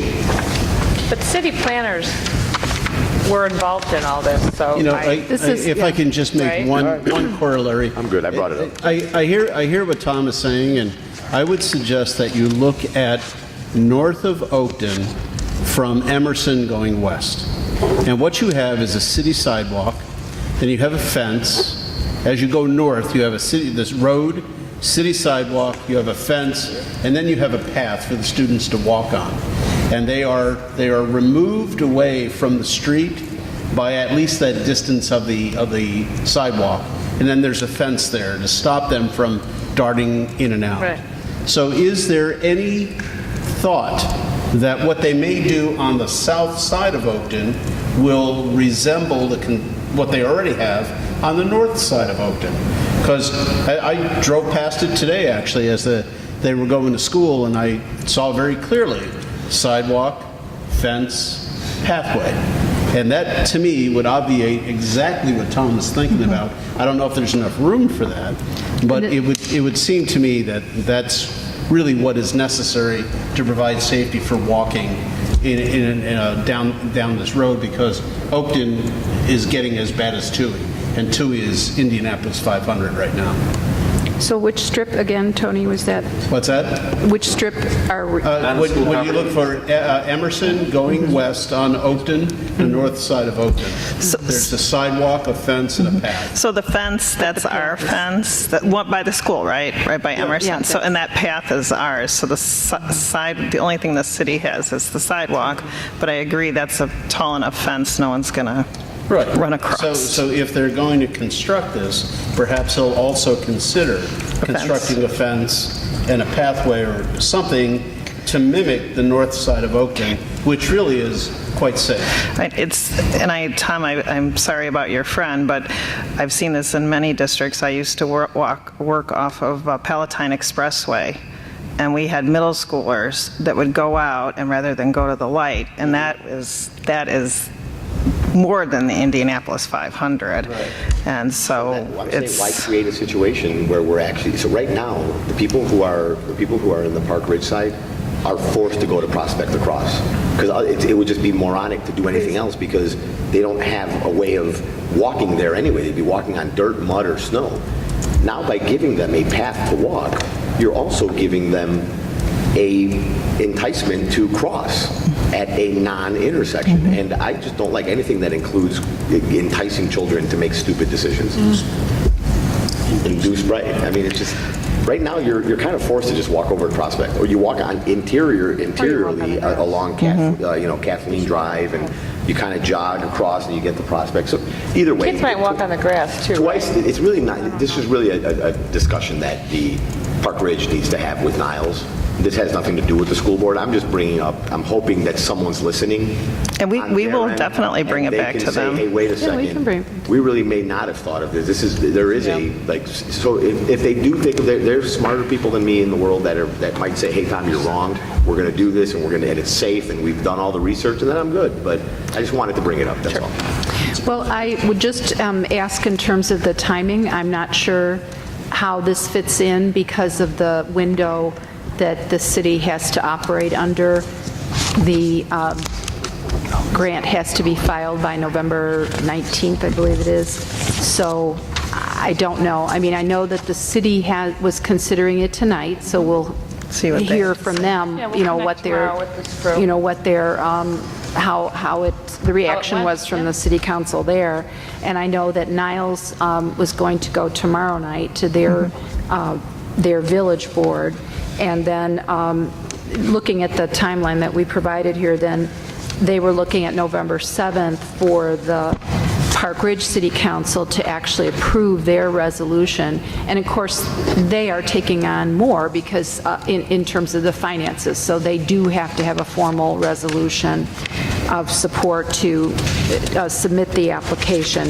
And then we would bring it back on the 12th here for an endorsement. It's different because we're not expending money, but we're giving our support to this application. And all of that then has to be uploaded and filed. So the other task I will say that we have to accomplish is we will need to survey students and parents regarding their opinions and reality of how they travel to school, and then their parents have to give perception on, if the safety is improved, would you allow your child to walk or bike to school more, and under what circumstances? So the state provides surveys that we have to give, and we've arranged, Jim Morrison at Emerson has arranged that we would obviously take care of doing that in the next 2 to 3 weeks to get that data. If we were successful in getting the grant eventually, if we did receive it in the spring and then it was built out, in the following year, we are obliged 6 months after the project would be completed, we would have to do those same surveys again. But it's not onerous because we will be doing them both online this time. When we did the Franklin project here years ago, it had to be in paper, which was a bigger headache to do. Does this bike path connect to a grander, larger scale Illinois bike path or northern suburban bike path? Is it trying to connect them? Because I know there's other bike paths in the area that does this eventually Yes, work? I'm familiar with parts of the City of Park Ridge Bike Task Force. I did look over that report, but yes, it's the idea of they're trying to set up pathways that are safe for people to commute down. They're also looking at trying to help people commute down, for example, to the Metro stop in Park Ridge, being able to connect with other main arteries and main streets. So there's also, being able to have students be able to ride, older students too, be able to connect with the high schools. So the task force report is pretty comprehensive, and they spent a lot of time on it. So if you're looking for some suggestions from the board, let me go around and ask real quick. I mean, Tom raised a pretty valuable concept, and I think it's valuable. I appreciate that, Tom. Fred, do you kind of understand and agree with Tom's thoughts? And my suggestion would be to somehow pass this along to Niles and Park Ridge and let them know that we're aware of it. Are you in favor of that? Yes, I'd like to present this. Larry? I just have an additional comment. I think that apparently there's something driving this train, this Safeway path to Emerson, down Oakton. And I just wonder if it's not parents who have come to the city and said, you know, it's dangerous for my child to go through the grass in the rain, ride a bicycle to get to Emerson, and can we do something about that? I wish I had that information, because I think there's something driving that train to do this. So I would be in support of this pathway to do this. So, you know, whatever it takes. The question to you, though, Larry. Where did this idea originate? I think we're all in favor of it, and the city is probably going to do it because they can use government funding to build their sidewalks. So they're happy about it. We're happy about it. The kids have a place to walk. I think we're just a little, I'm concerned, as Tom is, and apparently Fred is, about the safety of the kids. And we just want to have our concerns shared with them. And in particular, my example would be the north side of Oakton, where there's a fence and a secluded or recluded walkway. Okay, but my concern is that it's not safe now. And kids are using it, and they're doing it. So I don't want anything to hold that up. Okay, Rick? Yeah, I agree. I just want to make sure that if Tom's concern isn't addressed and other people see it as a valid concern, that we don't give our imprimatur to this thing. I know they don't necessarily need us or not, but I'd be reluctant to give our imprimatur on it if we have a valid concern here. Oh, no, they do need us. They do need us. They need our endorsement. They need us. I can tell you, Tom. We have to officially sign on to the grant request? We have to endorse it. Okay, so I thought they were just looking for we're going along. That's why I brought it up, because I couldn't. Well, then I have a concern about if we have a known issue here, we're signing on the dotted line for something potentially could be a safety issue. Right. That's even worse than the current safety issue we have. I'd be worried about our liability on that, especially given that we've talked about this on camera tonight. It's just, We're adopting a resolution support. Right, it's an endorsement, yeah. city's application. Yeah, right. For this process. So I mean, many options. Obviously, there's not as working tomorrow. So I felt really strongly that we were talking to them tomorrow, and I don't know, I don't want to spend their resources on whether or not the city would be willing to send somebody to the November 12th board meeting to advocate for this or to present to the board. Well, I think they need to be made aware of our concerns. We will. Yeah. And then let's see what they're going to do. And if that comes down to them constructing a fence, terrific. And maybe they already planned. Terrific. Eastman? The kids usually are already using that route, even though there's nothing there. They walk behind that fence. Sure. I've not seen kids on the grass walking. I'm sure I've seen several over a really long period of time. I take Oakton a lot, and I've seen a couple of kids do it, but it's not, it's not a horde of kids on their way to Manny's doing it. But if there's a sidewalk. They travel from the inside. I can see why they want to do it, because if you look, Kathleen Drive, Austin, the only one that actually gets out to Prospect is Michael John. So if you're on Kathleen or Austin, you actually have to go south to go back north to get to school, or go north to Oakton and walk on the grass for a period of time. So you can see what the driving factor is. It's very simple. It's trying to accommodate the Michael John area to be able to get to where they're going without having to go in the opposite direction of the school. But at the same time, I just want to make sure they're crossing it at a light. And I don't think adding a light, which I would think would be great in the middle there somewhere, I don't think that's even an option, because we got to go through the world. My kid walks along Oakton, it's scary as anything. I mean, and that's just between That's just between Greenwood and the school. It's a short distance. Prospect to Milwaukee, there's nothing to slow you down unless there's traffic. There's nothing to slow you down. And if there's traffic, then people are on their phones. And people get up to 45 miles an hour on that street. It's, that's All right, to expedite this, we have approval of the recommended personnel report beginning on page 66. Any questions or concerns? Joel, I noticed that there's 2 additions to level 4 secretaries. One is for you, one is at Lincoln. It's a little unusual at this time of year, isn't it?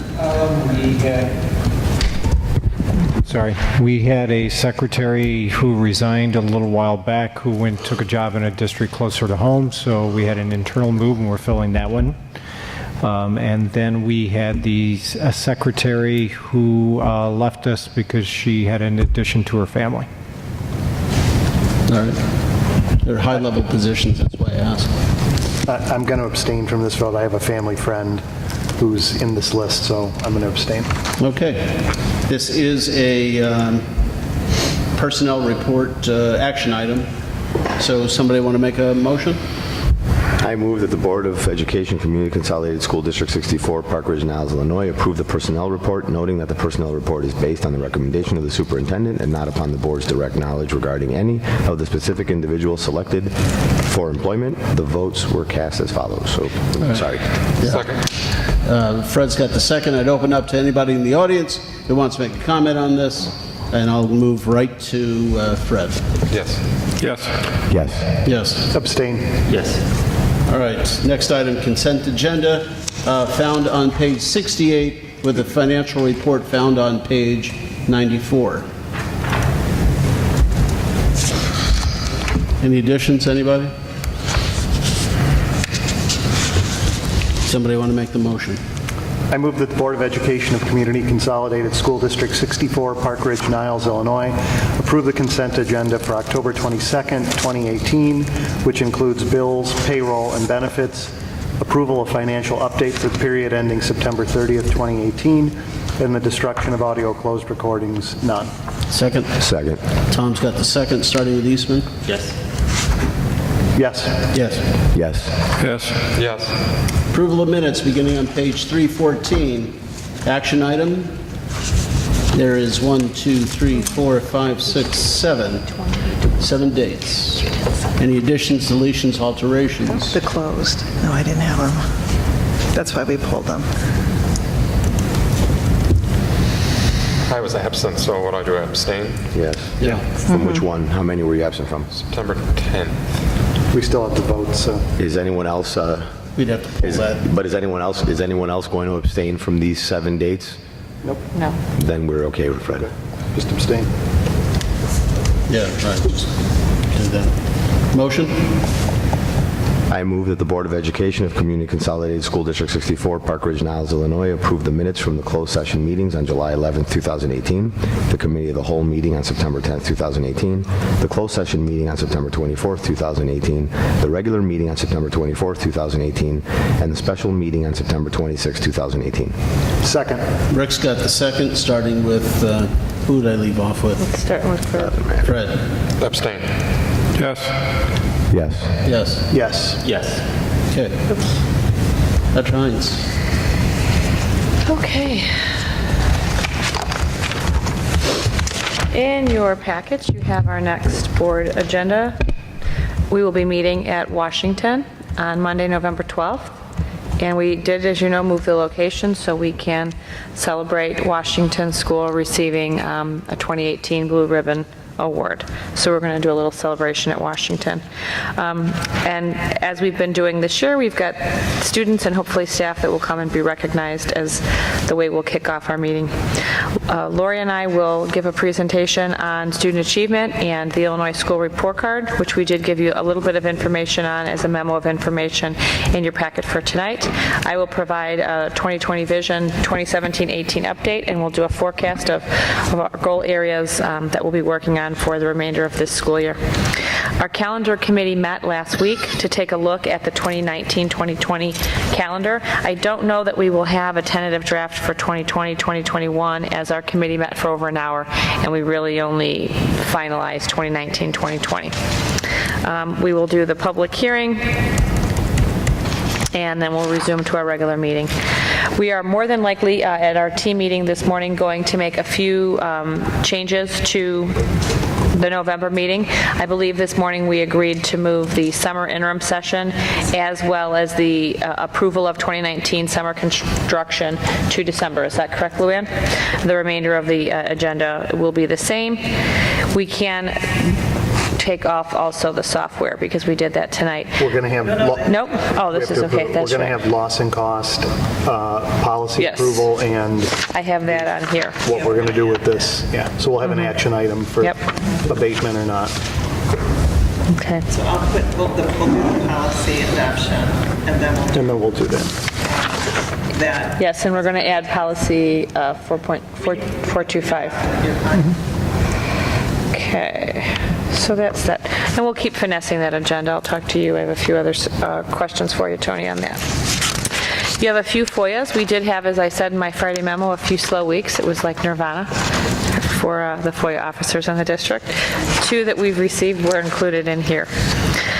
Lori and I put together a memo for the board in advance of the October 31st release of the Illinois School Report Card. That is an annual thing in the state of Illinois.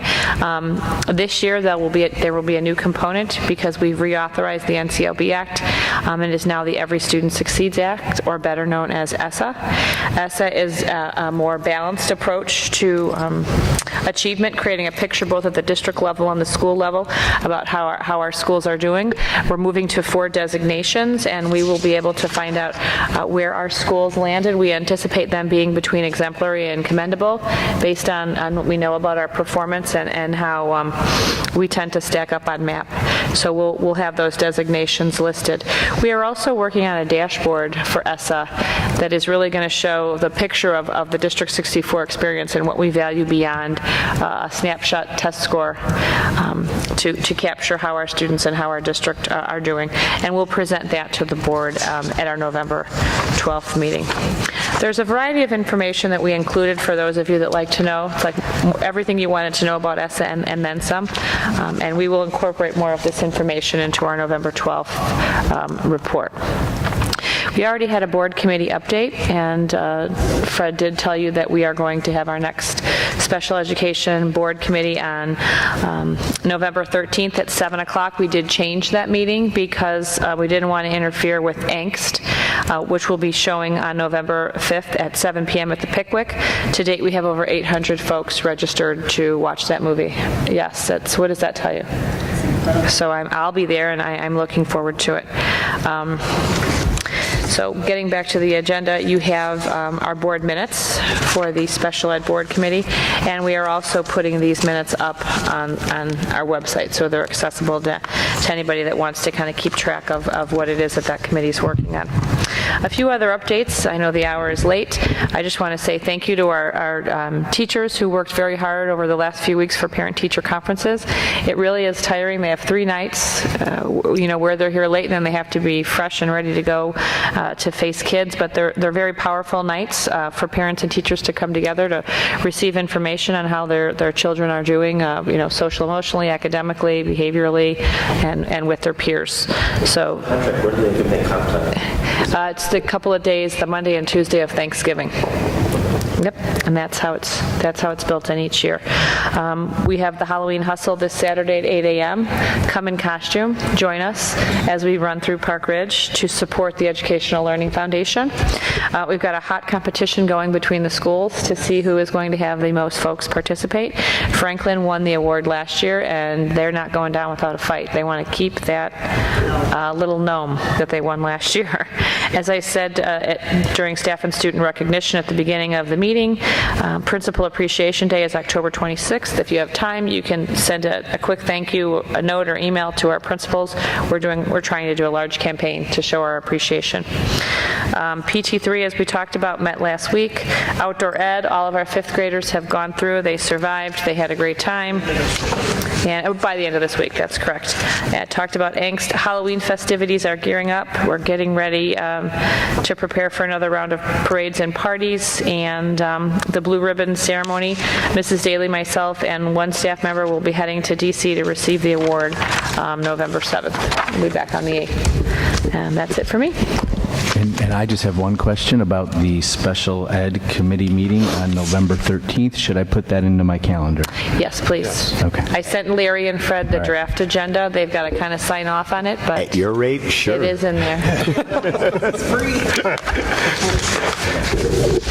That's the Open Meetings Act stuff. We'll put you at the top of the hour. All right, so we still have a bunch of things to go through here, so I'll make a motion to close the regular meeting and open... Well, you decide. What's the Guys, matter? if everybody wants to do that now, or if you want to do it on the 12th. It's already 11 o'clock. Pretty honest, we won't have any other private issues. That's late. Well, before I even make the motion, I mean, y'all want to do it, or you want to punt? I would ask Dr. Hines whether, I mean, this has been drawn out for a while, whether you want to start this at 11 o'clock. It's your call. I personally do not. It's 11 o'clock at night. It's kind of an important conversation. The problem we're going to have is, we can build it into closed on the 12th, and hopefully we won't have many other student issues that'll... The other option is... That's the problem. The other option has a special meeting, and we devote time to this. I mean, that's another option. Then we're not encumbered by, all these other issues and closed and having a regular meeting and So you're being saying here have till a 11 meeting for o'clock. an hour or so? When was the last time we did your evaluation? Last year. Last year. Last winter or last? So are we? A year ago. Was that? Have we No. delayed? Okay, so the current sitting board has never done one. Nope. Correct. Which is beyond last winter. Well, we Which is why had... I'm saying, I mean, it seems like we're, This board had a discussion, but we haven't had that With itself. discussion with Dr. Hines. Right. Yes. Well, And we haven't formally done anything with No. it either. nothing. We haven't, we haven't extended. 6 p.m. No, that's why Right, so all of it's- this should have been done in July and Yeah, August. Dr. Hines, So I like. it's your call. Yeah, so Yeah, I Rick think is it's right. late. Rick is right. It's really up to you, please. No. We've delayed you long enough. All right, do you want to have another date, a special meeting where we can get this done expedited? Or, we wait another 3 weeks to the November regular meeting, and we might just be... I have no problem May I suggest that tomorrow, not tonight, not at all tonight, tomorrow, I will look at my calendar, I'll send dates. We've sent out a doodle before, right? Everybody knows how to do that? Yep. Okay, you got to open it up and put your name in it, and then you can check the dates that work for me in the evening that would also then work for you. Okay, and let's start there. I could doodle. Okay. So who's It's going to the second weirdest closing the meeting then? Well, I have to make the motion. Okay. So I'll make the motion to Did you have other stuff, Tony, or not? You said you had No. other... Well, he multiple was going to go into... Or just this? Yeah, just Okay. this was Yeah. it. So I'll make the motion to close the regular meeting. Is there a second? Second. We'll have to take a voice vote, starting with Fred. Yes. Yes. Yes. Yes. Yes. All right.